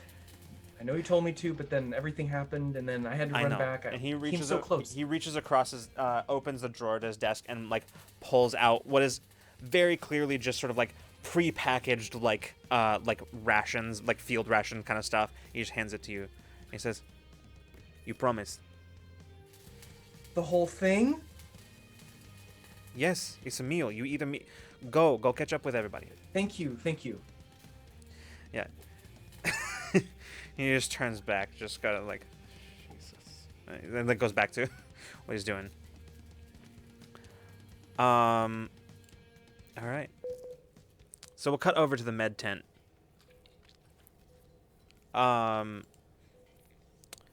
So, as y'all are in there, the med tech, just this like very, I would say like a very oh gosh, who am I picturing? Why can I not remember his name? I am forgetting. No, it'll come back to me eventually. But you can see very skinny, sort of like gaunt, like not like almost like like disturbingly so. Individual, sort of like ratty, sort of flyaway kind of hair that's going gray, and just sort of eyes that are sort of like bugging out a little bit as he looks at all of you and says, "Okay, all right. Here's what you got. You got 20 minutes, and then I gotta go tell Leon. You understand?" Crystal clear. And it says, "And don't overtax him. Okay, he's been through a lot." We're gonna tax him to hell and back. Come on. Smirks, please. You make me very uncomfortable. And he just like turns and just starts says, "All right, you got 20 minutes. Make him count. Make him count. And if anybody asks, none of this ever happened." Yeah. What happened? Yeah. All right. Yeah, you walk over to the cot where the outrider. You can see he's kind of propped up, and has like his arm is now like properly bandaged, and he's got an IV in him basically at this point. And he looks up. And he says, "Hey, thanks, man, for bringing me in. No problem. How you feeling? Like hell warmed over, but can't complain, I guess." Yeah, we're gonna see if we can get down to the bottom of what exactly happened. See, Yeah. No, let me know what you need. I'll see what I can remember. Things were a bit fuzzy, and it was pretty chaotic, but yeah. Yeah. So, what happened? Do you remember where you got hit? Yeah, we were out. We'd just gotten past the Coronado area and just outside the city, and I don't know. Started going down the highway. We didn't get too far out before. Well, one of our scouts saw the dust clouds, and figured it was just, I don't know, figured it was the Aldecaldos out there. But then all of a sudden the bullets started flying, and well, yeah, the Wraiths hit us pretty hard. I think, oh gosh, damn. Sorry, still fuzzy. No, we're good. Everything happened so fast. I'm pretty sure they came from the north, but I'm from the bluffs, but I'm So it was an ambush. yeah. No, they were waiting. There was no way that they chased us down, but Any clue how they would know what route or what mission you were taking? I have no idea. We didn't talk to anybody except those involved. We went there, we made the contact, did the pickup, and then we were gone. They could have just been waiting to strike bad luck. Yeah, it's something they've done before. It's just been happening a lot lately, you know? Yeah. It's been happening a lot. Maybe there's a conspiracy to make sure the deal never went through. I was just about to say, not to sound like a conspiracy theorist, but what's the likelihood of the Wraiths working with corporations? I mean, the Wraiths are... I mean, it could be very, very likely. I hear you, Lucas. Huh? The Wraiths are... I mean, I can't imagine that they'd shy away from taking money to somebody who gave it to them.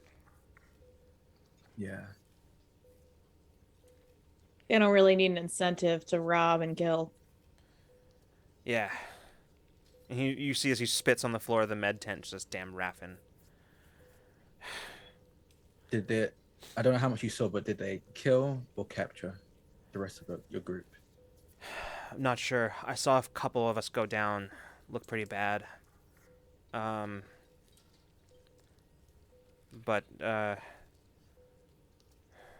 But James grabbed me and told me to get back as quickly as possible, tell everybody what happened. So I hopped on my bike and didn't look back, but got some nasty scrapes on the way. Spun out a couple times on the way back. Rough country, you know. Yeah. Shit. I don't know. You did your best. I don't think anyone really saw an ambush coming. Did you see how many of them there were? There's a couple cars, some ATVs. A few like 3, a few like 5, a few like 10. Not sure. Probably 10 or more. They have big guns. big guns to be afraid of? Yeah, a couple mounted on a couple of their vehicles. Oh, that could be very bad.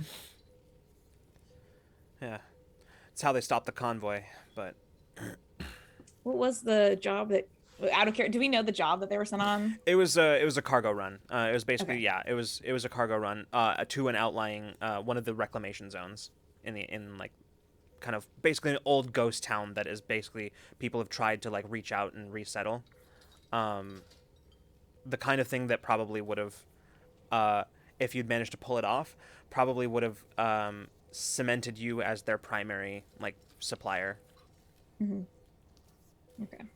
So there's probably like just like goods, like foods and stuff Yep, like that. pretty much. Yeah, maybe some tech stuff. Yeah.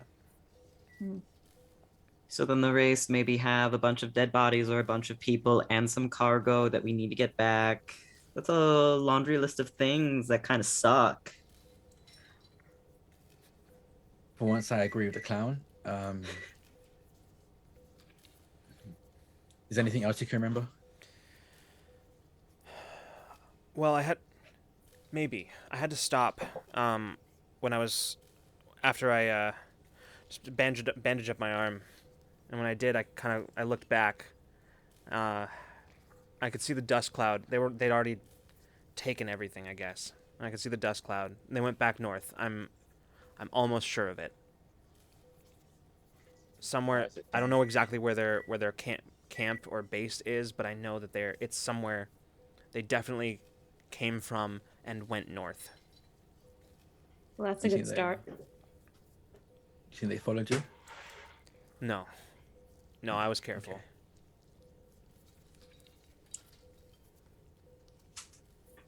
I mean, it all seems very simple. You go north, there's nothing out for miles. Of course, there's going to be something there, obviously. Hopefully, the cargo that we're looking for. I say we move in quietly, maybe make a distraction, get a lay of the land, and take what we can.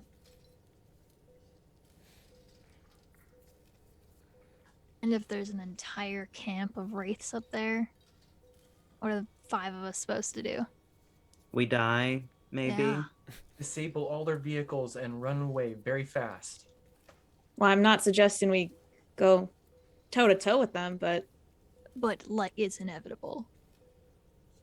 We're gonna go fuck with the wraiths.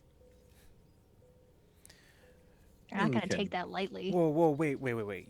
You're going back to get the stuff? That's No. You didn't Look- hear that. even the Aldecaldos don't fuck with the wraiths.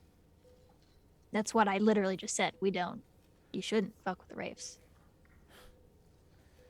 All right. Look, if you were going, Hypothetically. hypothetically, if you were going out there, there is a place that we scouted a couple weeks back where, I mean, it looks like some kind of I don't know, makeshift garage, an old Militech zone or something like that from the war. I'm not sure. I can't be sure. We didn't have a lot of time. We weren't allowed a lot of time to go and check it out. Figuring we'd probably do it after the job was done, but I thought I might have seen an old Militech vehicle still there. I'm not sure, and even if it is there, I'm not sure how intact it is, but there might be I'm something. saying something very heavy armored, something very dangerous, something that 5 people could drive into a country of wraiths and make a hell for them. Look, maybe. I don't know, but it's on your way here. You can you all get like your display like lights up. And you see like the basically like on your agent you can see like the data incoming where he just sort of like reaches up and you can see as he's like sends you an updated map where you can see Something- it's marked. well, something like that would be really valuable. So check it out. Yeah, and it goes beyond just whatever you definitely aren't doing. Even the pack could use something like that. Exactly. I could definitely fix it up if it needs it. I'd come with you if I could, but he gestures to the IV. You get some rest. and like pats his good arm gently. Or you could be very dangerous and sneak out with us. Absolutely not, Smirks. Oh, come on. Okay. Good luck. You bring him home, if you can. Hopefully there are people to bring home, but Yeah. we'll do our best. He like relaxes finally, like seemingly as if he'd like been waiting to like say all of that, and he just sort of like relaxes back into the thing and just puts his head up against the back of the bed. I say, this is all hypothetical, so you don't need to bring it up to Leon, okay? Yeah, no, absolutely. You were just checking on me, seeing how I was doing. Yeah. Good job on surviving. That's what we do best. You're looking better already. How many of the riders were sent out there? There were probably in the convoy. There were probably about 10 or so of them. Oh, okay. Yeah. Yeah, so it's like a significant chunk of the pack that was out there. Yeah. This was a big deal. Big hit. Yeah. Yeah, it was like, yeah. Okay. Yeah. Yeah. They took our one of our gigs and like 15% of our household. Yeah. Yeah. Okay, well, Well, let's head out. Probably thanks. want to update Cesar and then make our move. Yeah. A big armored Hold on. a big armored vehicle like that would really make a difference. Yeah, it'd be a good halfway spot as well between here and wherever the race camp is. Let's see if we can catch Caesar before we head out. We head back to the garage tent. Okay. Sounds good. As you make your way back over to the garage, Cesar is in there. He's actually kind of he's standing outside. He's just got like a cigarette in hand. He's just sort of smoking. As you approach, he looks up and says, "You talk to him?" Yeah, he's holding up pretty good. Sounds like it was an ambush. The race were either somehow knew that we're going to be passing through, or just waited and we ended up being very unlucky. About 10 or more people, 10 more members of the race attacked. I think they had 1 or 2 vehicles with mounted weaponry, so that's something we might have to keep an eye on. Fuck. And it Did all they say went- 10 or more vehicles? No, or was people. it 10 or more people? people? Okay. It was like a couple of vehicles. Yeah, it was like he said. Okay, He said I there, was he like, said there were that's- a couple of cars and a couple of ATVs, is what he said. Got it. Okay. Yeah. And then we said number. I was like, wait, that's so Yeah, many I to thought call it a was 10 couple. Yeah, I vehicles. was No, like, no, no. wow, that's gigantic. Okay. Okay, cool. Thank you. Good. And they headed up north near the bluffs. Got a lot of firepower. Yeah. North, you say? I think there's I maybe have a good idea. There's an old rail yard up that way. Can't think of anywhere else where they might hold up, especially out that way. There's not much out there. I'll send. Here, let me just send you the location. I'll mark it on your maps. And once again, you can see like the new info downloading. It's probably your best bet, but if not, they probably aren't too far from there. Still lots of things to salvage from there. So I imagine they probably, if they're not salvaging it themselves, then they're waiting for people to come salvage to prey on them. And I was saying, I think it was Delta, brought up a really good point. The race might be working with the corpse. Don't know if it's Biotechnica specifically, but What makes you say this? And I also brought up that point too. Don't ignore me. Calypso ignores Smirks. He's my brother. He's legally obligated to give me priority. Sorry, bud.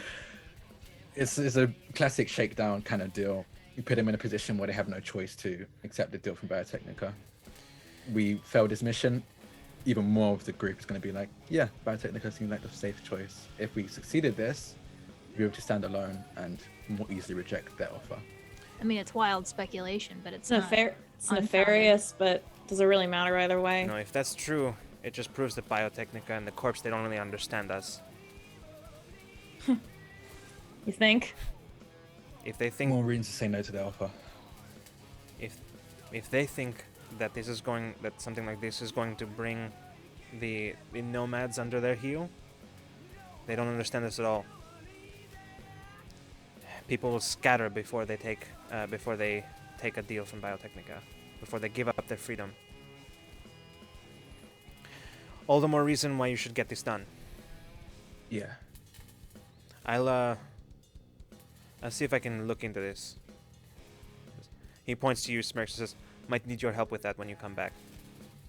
Oh, I'd love to. Anyway, sun's going down. You should probably get going. Yeah.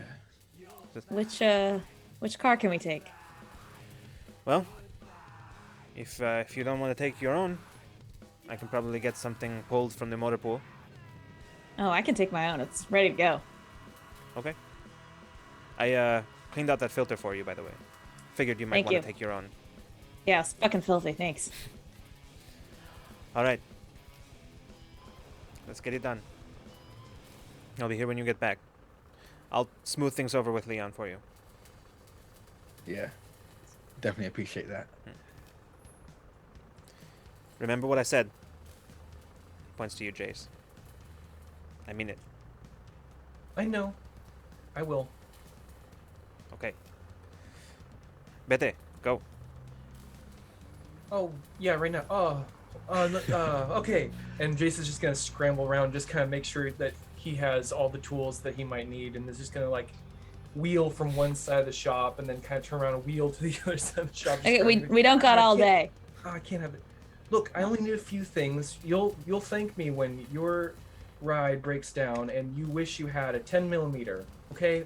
Socket wrench, okay? Okay, I have a toolbox in the back of my car. All right, let's go. It is missing Honestly. some parts, I'll have you know. What did you Jace? steal? Did you steal from me? I don't steal. Did you fucking What are steal talking from me? about? I don't Alright, steal. Get in.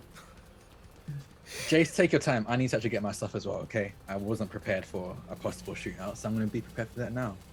I'm going to head to... Okay, you all got 10 minutes. Then I'm leaving. Got it, 10. All right. Alright, Rush is Smirks just walking around the vehicle, like making sure everything's ready to go.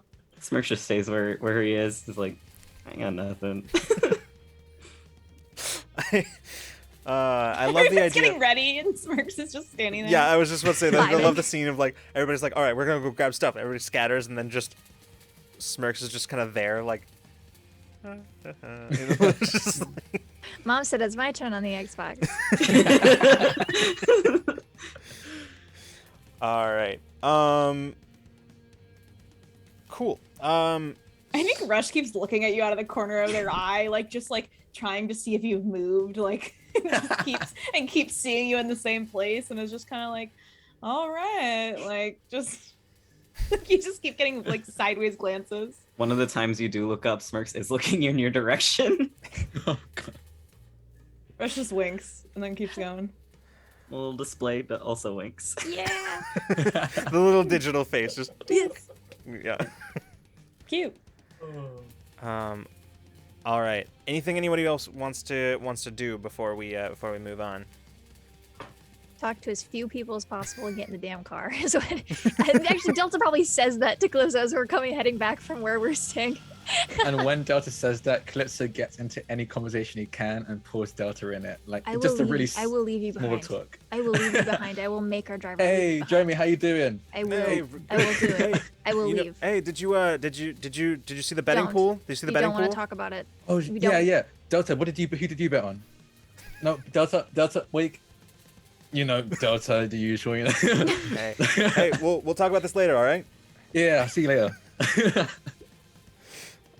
We get into the garage and Delta's walking in with like Calypso's like linked arm with Calypso. I was like, get in the damn car. Like, the tail end of a conversation. Jason's just going around like telling all the robots to behave when No. he's there. Don't shoot anyone unnecessarily. Good role to live Voice by. input unrecognized. Please try again and contact your administrator. I see I see the problem here. I see what I Charming. did wrong. I will take care of that later. Voice Later. input unrecognized. Contact the administrator. I love Oh. you too. Oh, I love these. I love these little pieces of shit. Oh my god. They're great. You aren't they? programmed it, didn't you? Aren't you the Aren't- administrator? I was actually going to yeah. say the exact same thing. Yeah. Yes, I guess I am. Yeah.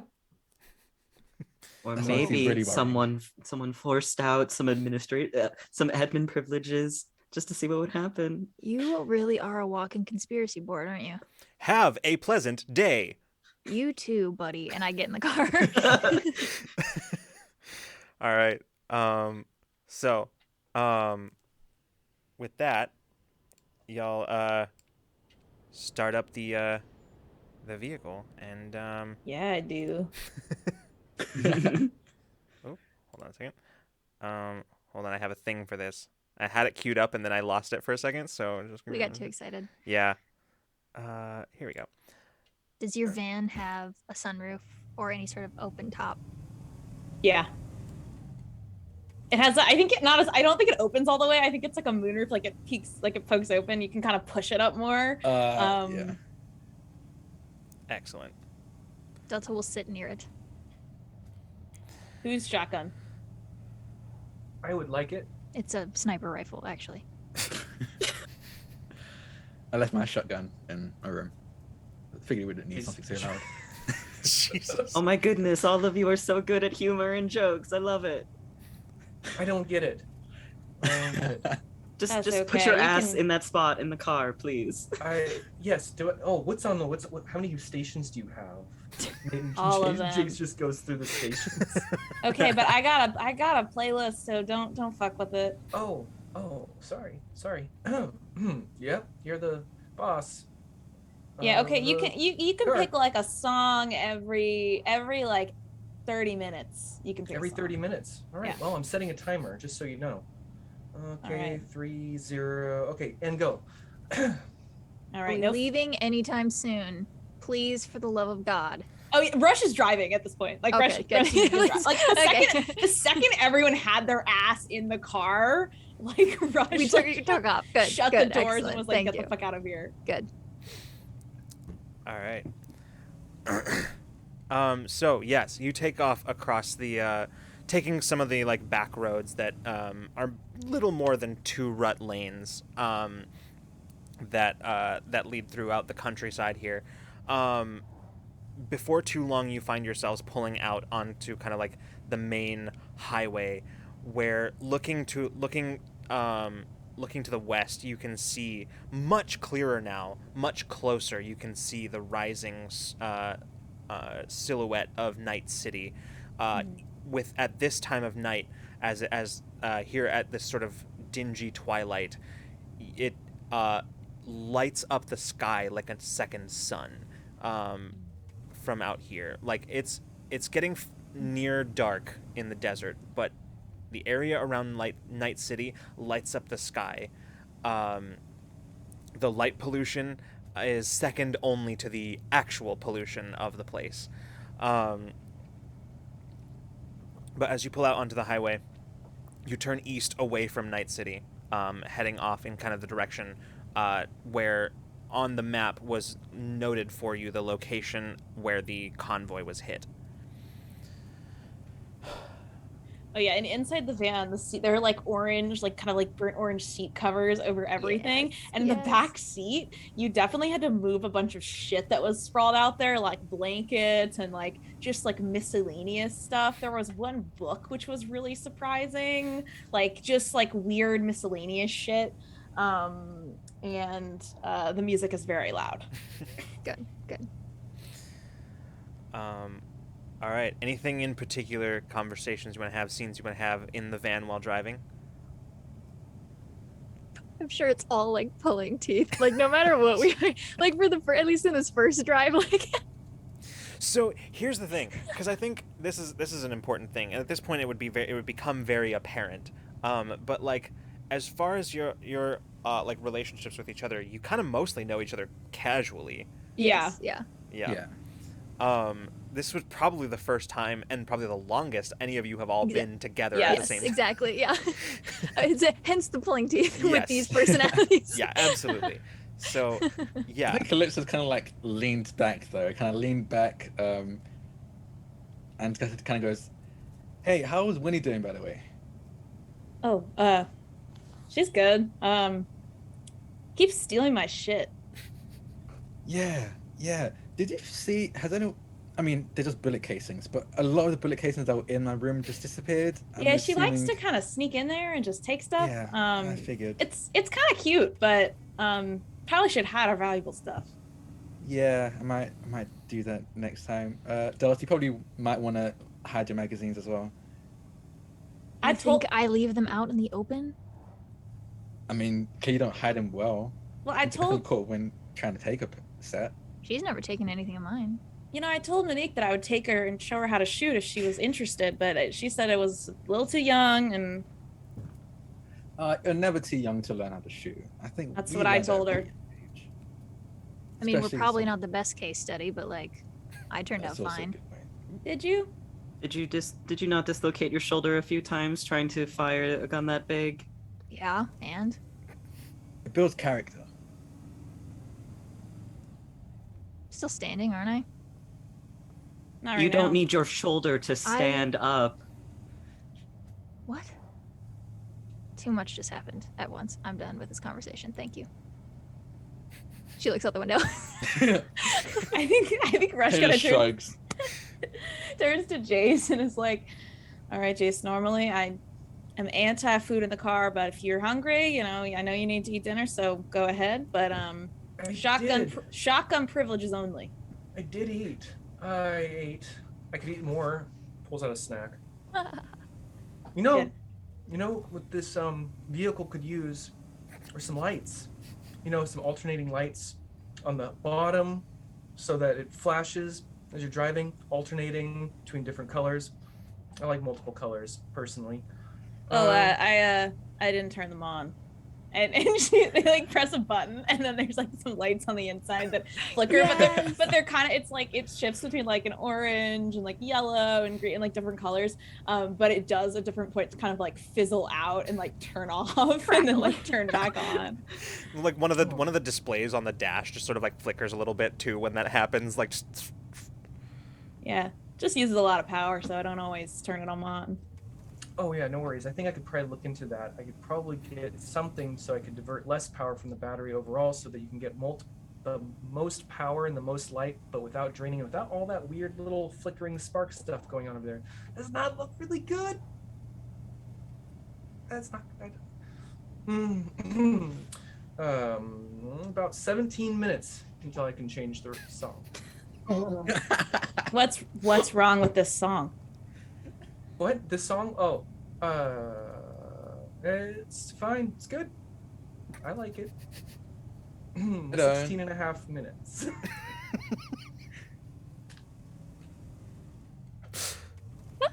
Did I say something wrong? No fucking car etiquette. Rush is like looking out the window, like now it's like kind of avoiding conversation after that comment. I'm obsessed with this. I love. We don't know each other. This is so funny. Yeah. This is so funny. That's what Cyberpunk is all about. A bunch of assholes thrown together by circumstance or necessity. Yeah. Literally the only exception to that is Delta and Calypso, but like, yeah. Even they're not that nice to each other. They are where it counts, but not literally at any other point in time. Yeah. All right. So, I am driving very fast. Yeah. And because of that, you managed to pull up at the old Militech station, or Militech base. Probably not so much a base as much as it is like more of a smaller outpost of some kind, back from the days of in the corporate war when Militech and Arasaka squared off against each other, using the independence and autonomy of Night City as a go-ahead to just go at each other. And as you pull up, you're able to kind of see what is essentially a large structure, some of which is definitely collapsing and kind of falling into decay. You can see the metal exterior in places is just fully rusted out. But you do see where there is what looks like some sort of garage bay, a large garage bay, still open, and a vehicle still with a massive tarp over it. You pull up, and as the engine cuts out, you all are acutely aware of how completely silent and isolated it is out here. I pull up like several like far enough away that we could like check it out before we're super up close. And before anybody gets out of the car, just say, all right, so let's make sure that nothing's rigged up to explode before we start poking around the shit. How do you propose we do that? Look around. Very careful. And let's poke around. Carefully.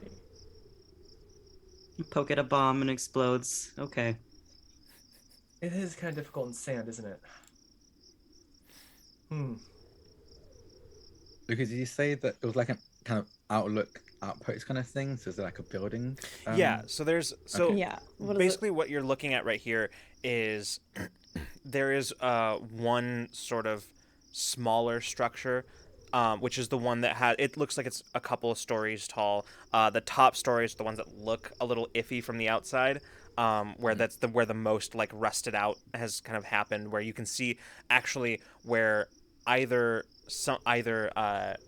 damage from you're not sure if it's from combat or like back from during the war, or whether it's just the the elements have taken their toll, but you can almost see like the corrugated like roof or whatever is almost like peeled back off of the top of it, and there's just like large sort of spots of decay on the side of it that look like they could just be rusting out, or it could have been like elemental damage of some kind, or quite frankly it could have been just explosions of some sort that took chunks out of the building. But the lower part of it is still mostly intact. And then there is a large garage bay that is attached to the building via a like skywalk. But Okay. yeah. Calypso, like he has like almost like a messenger bag around his side. That's what he went to get with all of his gear. So he kind of takes it off and pulls out a handgun and puts it in his harness that he has. And can you kind of see him flex his cybernetic arms? I think like recently probably got it damaged and had it recently repaired. So it's testing it out to make sure it's fully functional, and then looks to Delta and goes, joint sweep, make sure there's no one hiding. Let's do it. You three probably way better with a vehicle than I am. So we're going to be helpful and useful and take a look around. Is that good? Yeah. Absolutely. Don't die. Gun We out. won't. Also, Yeah, I said would- sniper rifle. It is an assault rifle. That is my bad. I don't know shit about guns. We're having a good time You're out here. good. Neither do I. I assume if there's trouble, then we'll hear gunshots. Oh, we'll end Yeah. it quickly before that needs to be an issue. But yeah. I'm going to head to that. Yeah, we go do a perimeter sweep. Sounds good. Yeah. I'll come back to that in a sec. So, the three of you, as Delta and Calypso sort of go in opposite directions to sort of like scour the surrounding area, the perimeter of the building. What are the three of you up to? I want to like shine a big flashlight and like see if there's like make sure there's no like no traps, like nothing set to like blow up, nothing like Sure. weird here. Yeah, absolutely. I think I'm gonna go ahead and have you make a. I'm just making sure there's nothing better here. I think I'm gonna have you make this will be a perception. Yeah. Yes, sirree. All right. Perception. Okay, cool.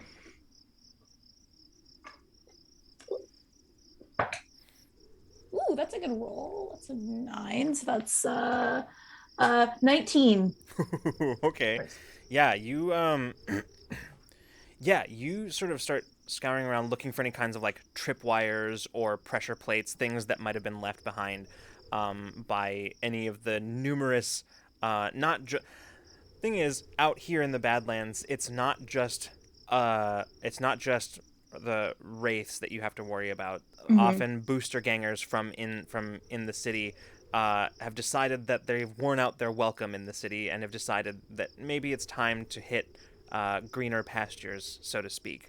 So there's lots of potential threats out here, many of whom use makeshift sort of jury-rigged sort of traps and stuff like that. But as you look around for the telltale signs of those things, you're not seeing any of those.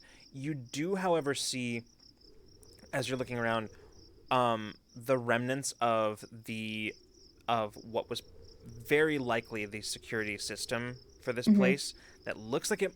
You're not sure if it's active, but it looks like it's still intact, leading you to believe, more so than the rest of the building, leading you to believe that like this was the security system is probably not from the Fourth Corporate War. Like that probably came later. It's too well preserved and intact compared to everything else to be. Okay. So you're not sure if it's active or functional, but it is. You do see that is there. You see what essentially is like a single drone bay with the drone still in it. Okay. I'm gonna kind of point it out and say with the flashlight, like shine the beam on it and say, either of you two good with security? Yes, very much so, actually. Yeah, I assume so, but I don't really know what your deal is yet, so. Oh, don't worry about it. You'll never know. Yeah, I would like to Never's a very long time. use a net runability. I'd like to do a scan of everywhere to see if there are any net architectures in the area. Absolutely. So what do you have to do for that, Remy? That is, I think it's just my interface plus a D10 versus any DV that you have for Sure. knowing that they're there. Great. Let me pull that up real fast. Because I do have this written out. Oop, I did not expect it to be exactly where I left it. That's great. Cool. Great. Yeah. So go ahead and give me that roll. Right. That is a 10. So Great. Yeah, you do a quick scan and you do see that there is an active. Well, I rolled a 10. That's not a 10 total. Oh. So, but then that, because it adds my interface ability in there, that'd be a 23. Well, if you roll a 10, you get to roll again, don't you? Yeah, Yes, you roll it. and I rolled it again and I got a 9. Gotcha, I see. Good. Oh my Damn. god. I 23. see. Yeah. Ooh, okay. Immediately, you pick up that there is an active net architecture here. Yeah. Okay, we should not enter this building just yet. I should do something about this. If you'll just give me a brief moment. Let me know what you find. Much time as you like. Can I help? I'm just here. Stand there and make sure I don't die. Oh, yeah. I'll do that. Wait, sorry, you said the vehicles, it's not out here, right? Or No, it it's is under in the garage. Oh, okay. In the That's which what is I thought, open, but it's Yeah. apparently defended by active defenses. Yes. So I have to get within 6 meters of that. Yeah, it's not tough but- because you can get you can easily do that without going in the building. Yep. And I shall jack in. All right, to great. the net. Okay, Rush has her handgun out and is like kind of like, keeping guard while you're doing this. All right, cool. Well then, in that case, hold on, let me stop these and so yeah, you jack in and you see as like your vision just sort of like tunnels as it often does as when you're doing this and then just sort of fully blacks out and suddenly you just sort of come back and you find yourself just sort of floating in the in sort of the lobby of the net architecture.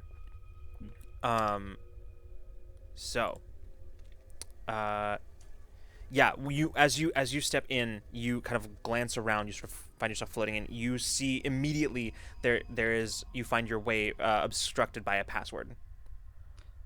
Okay.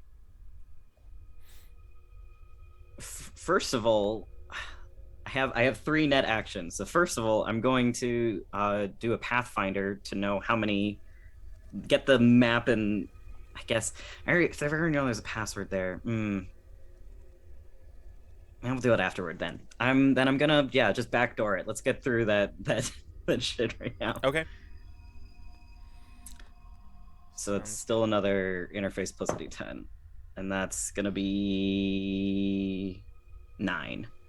Okay, yeah, you just begin sort of probing the outside of it, and you realize pretty quickly it doesn't seem to be all that secure as you kind of find the shape of it.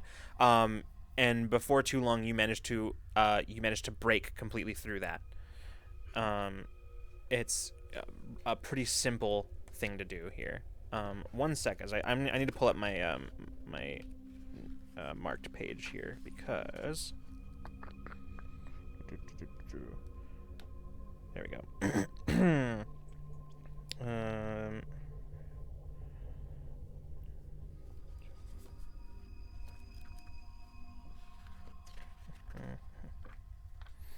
Okay.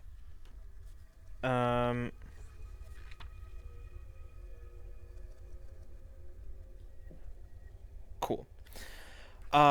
Yeah, so you have successfully bypassed the password using your backdoor program. Anything else that you had other actions you were gonna do, right? Yeah, now that I'm past that first initial one, do a Pathfinder to see if there's any any lower, deeper levels to this architecture until I hit something else, basically. Okay. Yeah. Anything that you have to do for that, or are you just? I have to roll another interface. Great. Okay. Cool. Oh, and that would say 13. Sorry, real quick. That's rolled against your DV for wait. I'm looking for the program, yes. but I'm trying. 1 sec, I can get to there. Sure. The Where did it go? Pat, I can read you it. Sure. Yeah. If you have it in front of you, go ahead. I will in a second. Yeah. And now I'm like lost the. There. Okay. Mm-hmm. So I will get I don't get the DVs of like how difficult it is to like break into anything, but I will basically be able to see up until I get to another obstruction, such as like a password or unless it's like high enough to get past, like it's unless it's like higher than my Pathfinder check, like I'll get, if I hit something that has a higher DV than the 13 that I just rolled or whatever. Gotcha. Then I can't look any further. Okay, I understand. Okay, so you said you roll a 13? Yes. Okay, yeah, easily. You find that so it tells you, remind me once again the information that you get. You get the number. I get a map basically until I hit a wall. Okay, there's of the architecture. It's not very complex. It was definitely not. It's immediately clear to you. This was not set up by Militech. It is not complex at all. The map shows 3 floors. That's it, and you already have bypassed the first one. So. Well, let me move on down the chain then. Okay, cool. So then in that case, so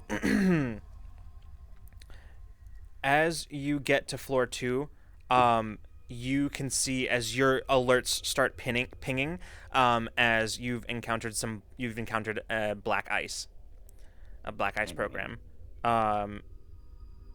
Mean. So, yeah, I believe you need to roll your interface plus any speed bonus you have active, which I don't think are any right now. Don't have any. Plus 1d10 versus the black ice. Guess what I forgot to do, everybody? I forgot to pull out dice. Oh no. I'm not running Cypher anymore. It's been 48 years since you had to roll dice. When Smirks is like bent running, does it look like, what does it look like on our end? Like what are they doing? Like are they just plugged in? Like or are they? You probably see some kind of like interface, like digital, like visual interface, but like it is like when like the like Matrix level bullshit code that like you can't like read normally, and Smurfs probably isn't even reading it themselves, like because it's all like in their head, and this is Okay. just for the flair and dramatics of it, but their hands are moving like without kind of perceiving what's in front of them. Okay, cool. Anything fun on their like face shield screen?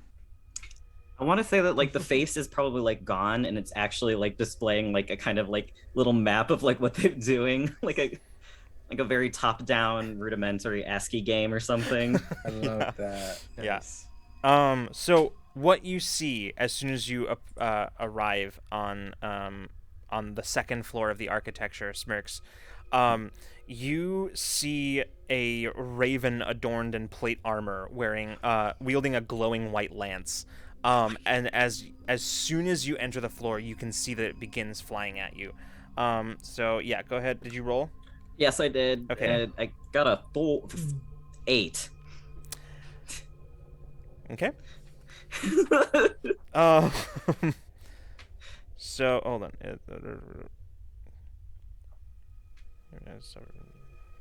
Cool. So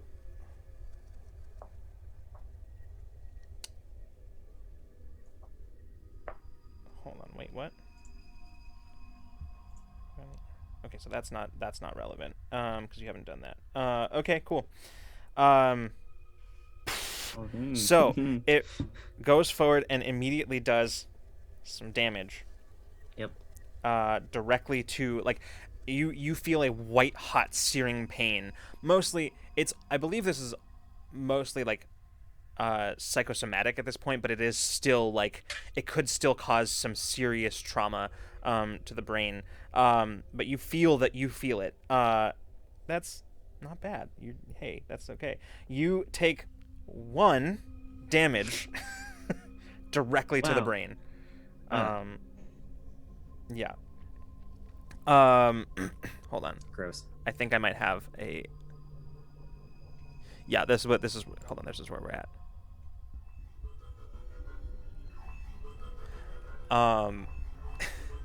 There we go. Okay, so I believe what it says is that it's placed after this happens. Then it is then placed into the initiative queue at the top, 1 number above the entity with the previously highest initiative, which we did not roll, but and I still have 1 net action left to take my turn. So I think that is you right now. It still is your turn. This just happens immediately. Like that's kind of how it works with Black Ice. So then, well, I don't wanna. I'm gonna activate a program. Gonna activate a sword and try to slice this raven in twain. Hell yeah. I got a question. Does Smirks' like avatar in this world look different? Yeah, that's a good exact question. same? No, I don't think so. Actually, They brought their net avatar to real life is actually what happened here. That's basically. Yeah. Okay. Oh my god, how do I fight this thing? I need to. There's so many numbers. I wrote this down and I saw it and I didn't write it down actually. I have. Wait, no. Oh, I did write it down. Okay, so net combat is my interface level plus program attack plus a D10 There you go. to hit. Perfect. All right. Okay. And it's versus, I believe. Versus the target interface or 1d10 or program defense, Black Ice defense plus a D10. Okay, gotcha. Okay, perfect. Yeah, I see that now. So I got a 10, and so now, but I rolled a 10, I should say. So let me. Okay, you rolled. So wow, damn. good rolls tonight. I rolled another 10. No, it doesn't go again. Yeah. But, okay. So 3rd time's a charm. that would be then Incredible. 25. Yeah, absolutely. Just fully. Yeah, no way that Okay, it defended that. So So it is a Black Ice, so I get to do 3d6 damage. hell yeah.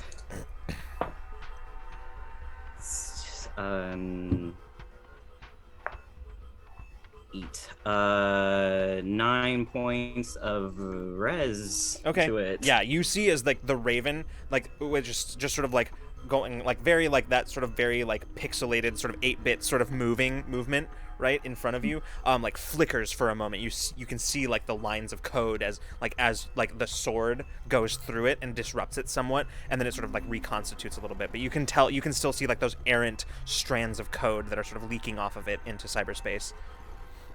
Pointing at it. Fuck you. But that's all my net action. Okay. So then it's gonna be the raven is gonna go next, back at the top.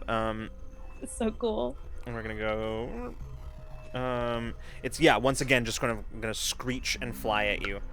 So go ahead and roll your defense there. Alrighty.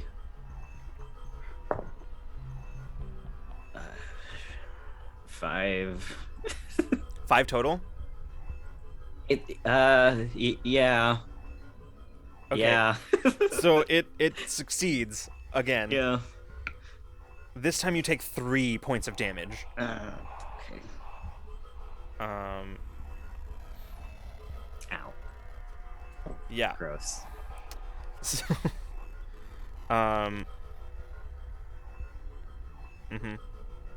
Yeah. All right. But it is your turn.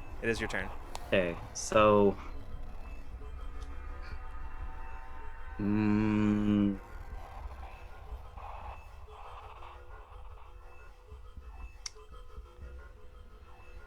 I'm going to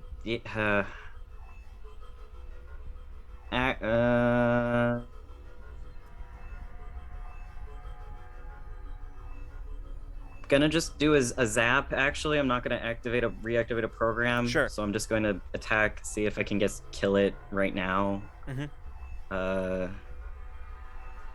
So yes.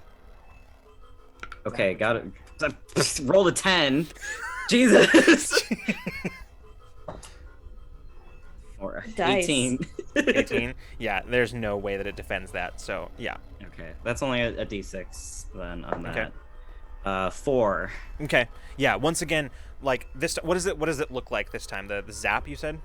Yeah, I'm just like doing a little finger up. Pew! Just finger gun. Just a little finger gun. Yeah. Just like this little like pixelated bolt of lightning just sort of strikes it. As the raven once again just sort of contorts. This time like it's more holes in the avatar than it is actual avatar at this point, but it is still up. Oh my god, so rude. I think you have more actions though, right? I do. Yeah. I'm gonna just zap again. Die, come on. Screw you. That was Just like one wing left, like Yeah. a wing and a half. that's only a 10 actually rolled flat on that one. Okay. Well, it only rolled an 8, so you're good. Okay.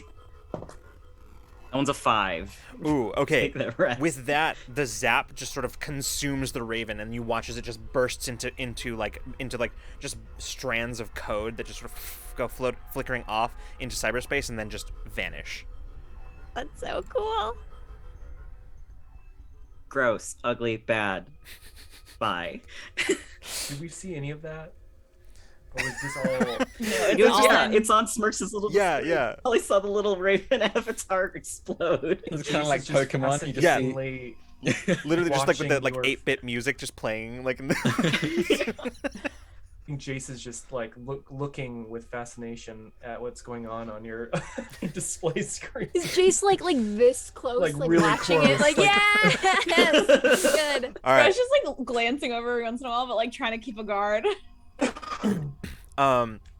We will go from that. We're just gonna cut really quick to Delta and Calypso. I'm trying to decide if I'm gonna make you roll for this or not. I think no, I don't think I'm gonna make you roll for this. I'm gonna say that you do a sweep around the perimeter. It doesn't. There does not appear to be any sign of movement around.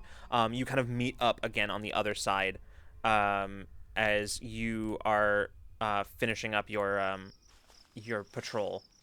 You kind of you do see each other and run into each other. Nothing. Yeah, nothing. All right. Should we head inside? No, let's go back to the front. I don't know what they've gathered on their end. Okay. We're gonna go meet up with the others. All right. Yeah, we walk back. Yeah. You walk back around the other side. Quickly, Here's an okay, I'm gonna do a quick thing real fast. Okay, cool. In that case, we're gonna cut real quick back to Rush as you're keeping an eye out. You watch as the drone just sort of you watch as lights come on the drone, and it just sort of detaches itself and just sort of begins hovering for a moment, and then you watch as it sort of spins in place, looks at you, and then you watch as the little running lights on it just sort of all of them just go red, and you hear just sort of and immediately I'm gonna need you, Rush, to roll a defense on this one. Yeah. Oh Yeah. no! Just trying to roll out of. God. I thought Smirks had this one. He's not through it yet. Okay. I know. There's still one Okay, whole sorry. other What is floor. it? It's a what roll is it? This would be either a. Actually, hold on. Is it evasion and dexterity and a D10? Mm-hmm. Okay. Mm-hmm. Yeah.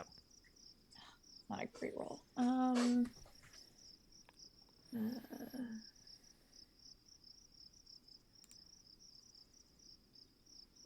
Oh, thank God I have good stats in this. 14. Okay.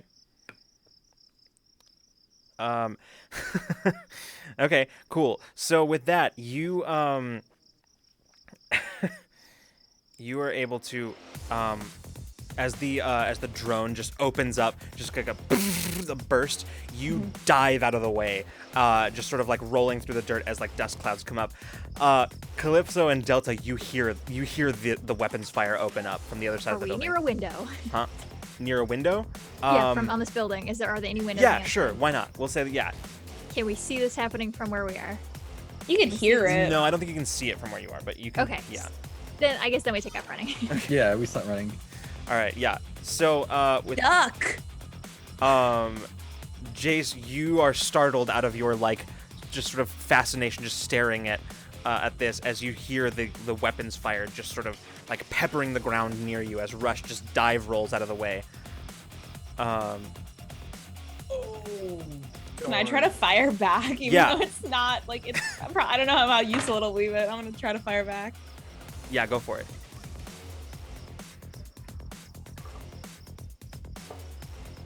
Okay. Okay. Plus.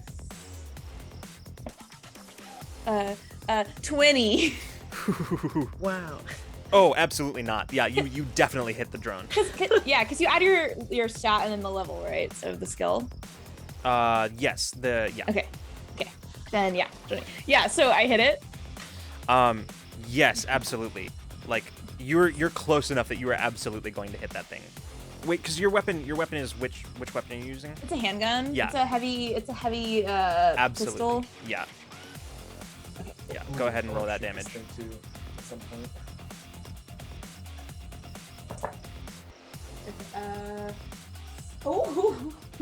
I rolled a lot of damage. 15. Okay. Yeah. No. Immediately. I rolled 2 6s. Like you watch as you fire at the drone. And you can see as some of the rotors just kind of burst, and it's just sort of like hangs now in the air. It's just like hanging in the air by like one of its rotors. It's sort of like swaying. You can see as its targeting sensor is like struggling to try to like pin a bead on you. But yeah, it's take that. With that, I'm gonna cut back to Smirks. As Rush from where you are, as like Delta and Calypso come rushing around the corner, where the two of you are, you hear the sounds of other drones like detaching from inside the building somewhere. You can hear it. Delta just goes, "What did you do?" And he comes up and gets the gun out and like slides down into position. Smirks, let's go ahead and come back to you as you are in the middle of the second floor, which you've now defeated its Black Ice Guardian, and you are free to proceed to the next floor. Yes. I will go down. Let's go, baby. Okay. You find a control node. Shit, dude. Yeah. Oh yeah. It's basically represented in front of you as sort of this large blue cube of like just code lines that are sort of going in various patterns. Oh yeah. Let's I'm gonna take control of that. That's juicy. Let's do it. All right. Go ahead and give me a roll. Okay.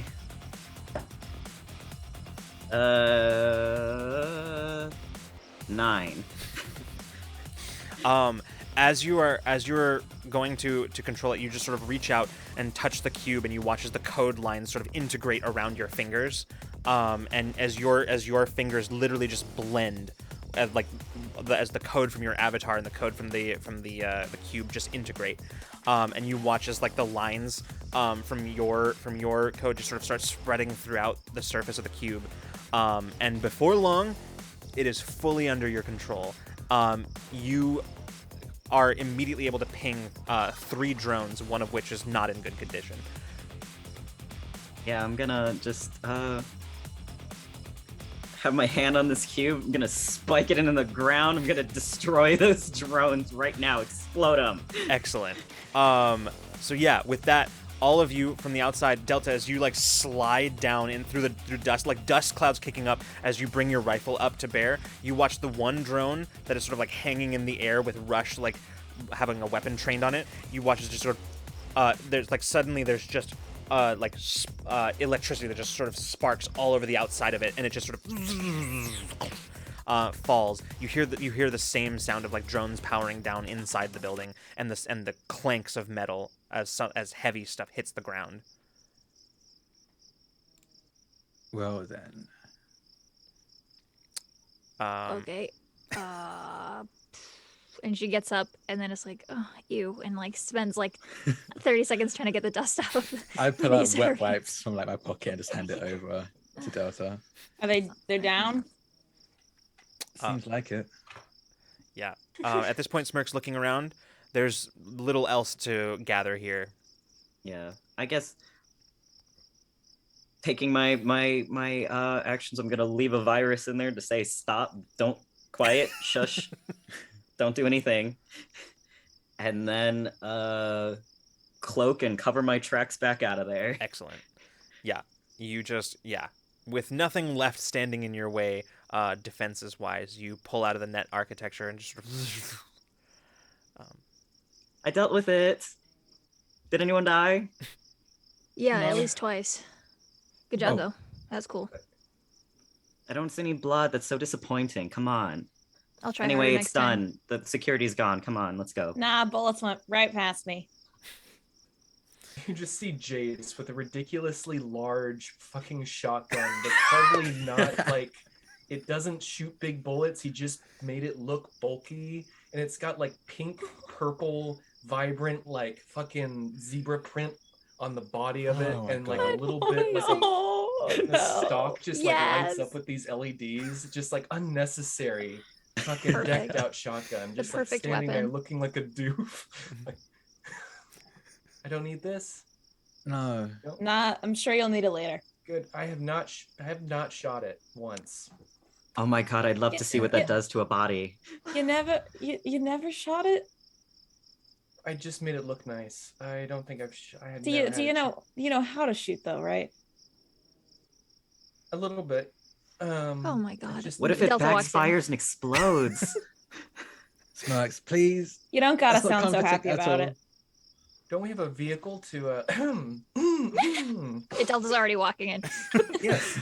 just Jason. As soon as it was like, yeah, doesn't know how to shoot. She was like, I can't listen to this. Actually, I need to leave. I need to leave right now.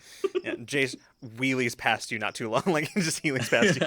How do you not get freaking sand stuck in those wheels? Oh, a serious question or sarcastic? I can never tell with you. Sarcastic. I don't Okay. actually care. I'm just mad about it. Guess he's What- lying on his seat. Who do we got in here? All right. So as you all kind of gather up around the armored vehicle, you reach up, pull the between a couple. It takes a couple of you because it's a heavy tarp. You kind of like pull the thing off, revealing most of an armored APC, like an old Militech APC. It has it looks in bad shape. The armor plating in many cases has been like removed so that like for like maintenance purposes and then was never put back on. You can see that there are parts that are that have been like pulled out and set aside and they never got back to them. It's in rough shape. It has one mounted weapon, but even that, you're not sure what condition that thing is in. It's not nothing, but it's only barely. Is this what we wanted?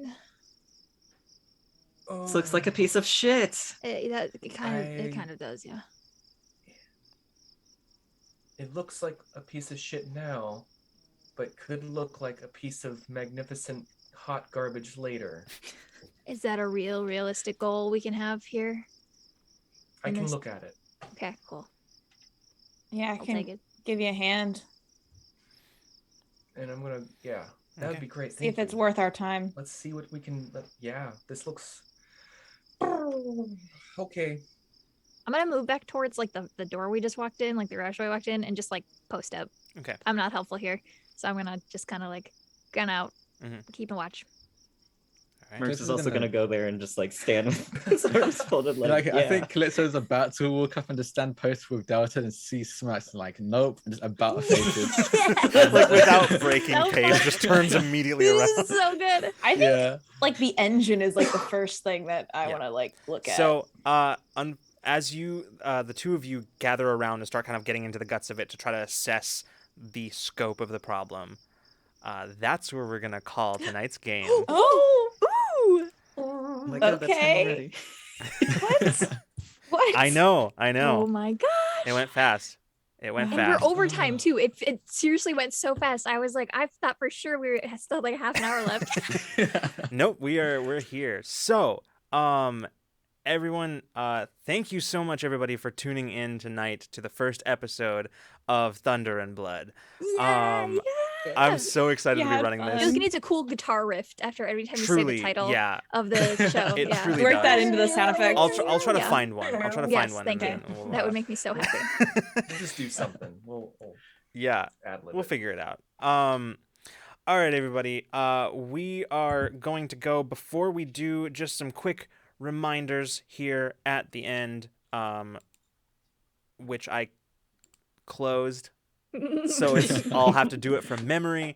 I did not think I would get this far. No. Between us, we have one full brain cell. Yeah. So There's 6 of us. It's things to remember. We will be back next week at 6 p.m. Pacific time once again with part 2 of our Cyberpunk Red 3-shot. We'll pick up right where we left off. In the meantime, this Friday, 7 p.m. Pacific time, we have Ramblemancy, where we will be talking with a good friend of mine, Allison. Allison will be here. We're going to be talking about preparing TTRPGs and just sort of like game prep and all kinds of TTRPG general stuff. So, The Allison I know? yes, it is. Yeah. Yeah. So Allison will be here talking with us on Friday for Ramblemancy at 7 p.m. Pacific time, right here on this very channel. She's so prepared all the time. Yeah, it's incredible. Allison is truly a preparation goddess, and I am very excited for everything that she has to say about it. So, yeah, you can join us for that.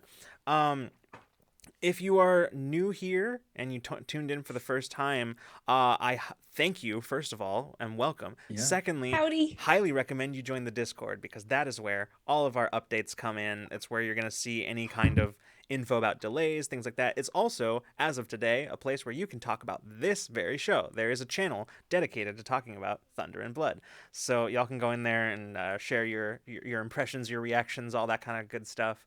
So yeah, definitely a good place to join. It's sort of our community hub. So if you liked what you saw here tonight and you would like to support us, we have numerous ways that you can do that. we have a Patreon, which gives you all kinds of good, all kinds of goodies throughout the month, including some items and just sort of general seeds of ideas and stuff to put into your own games or to use as writing prompts or however you want to use them. Media club recommendations, media list recommendations from the Rule of Lore crew and occasionally cast, and also just the opportunity, as I mentioned at the beginning, to potentially make some stuff that will be in our streams. So yeah, you'll get to participate in some of those monthly world building sessions with us. I'm going through all the list of stuff. We also have a coffee that you can, if you want to just do a quick donation without the commitment of a monthly sort of thing, that would be fantastic. Every little bit helps us out. So that's also an option for supporting us with our short-term goals, or just a quick little like tip for, showing our appreciation to help us keep the lights on.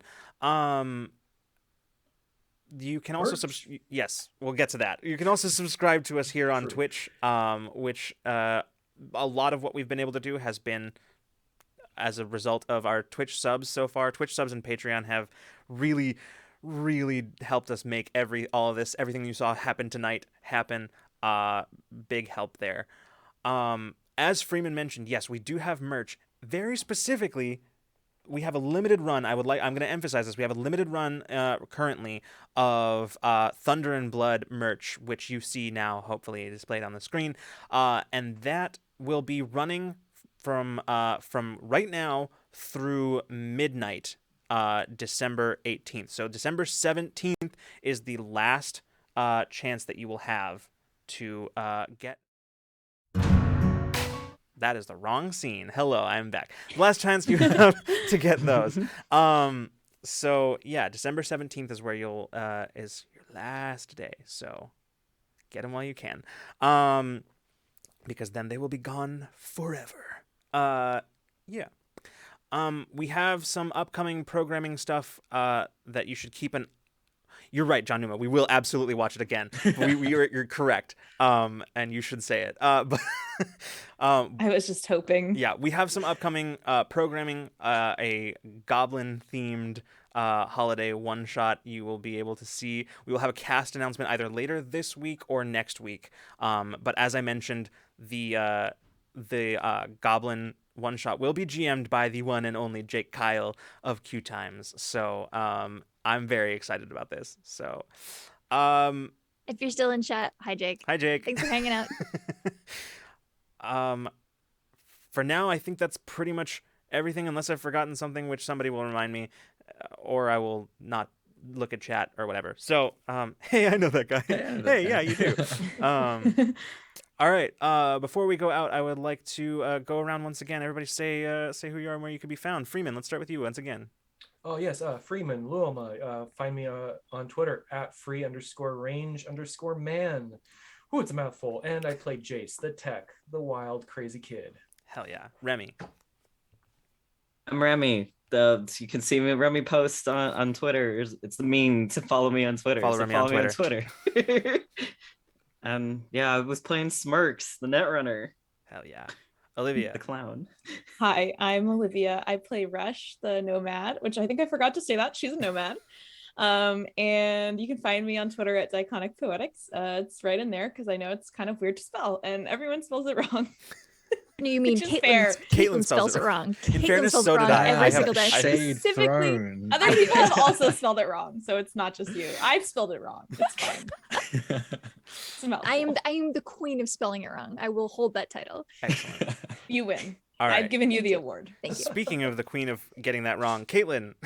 Hi, I'm Caitlin. I have been Delta solo. You can find me on Twitter. It's listed down here at KKAMABR. And over on Q Times on Sundays for Power Play. We're in season 4. It's so good. I love that show. And I'm making a game and I'm talking about it on my Twitter. Yes. So follow me on Twitter. Amaranth. Yeah. Yes. All right, Drac. Hi, me. I'm Jack or Draconics. You can find me on Twitter at Draconics. That's DRAKONIQUES. I actually all over the place, so that's probably the best place to find me. My current schedule is other than this on Wednesdays at 9 p.m. Eastern, I'm playing this now for the next two more weeks. You can find me over on Runaway Robot underscore at 3 p.m. Eastern in a D&D campaign called Ruin Crimson, where we're a bunch of people in hell trying to figure out why and trying to escape.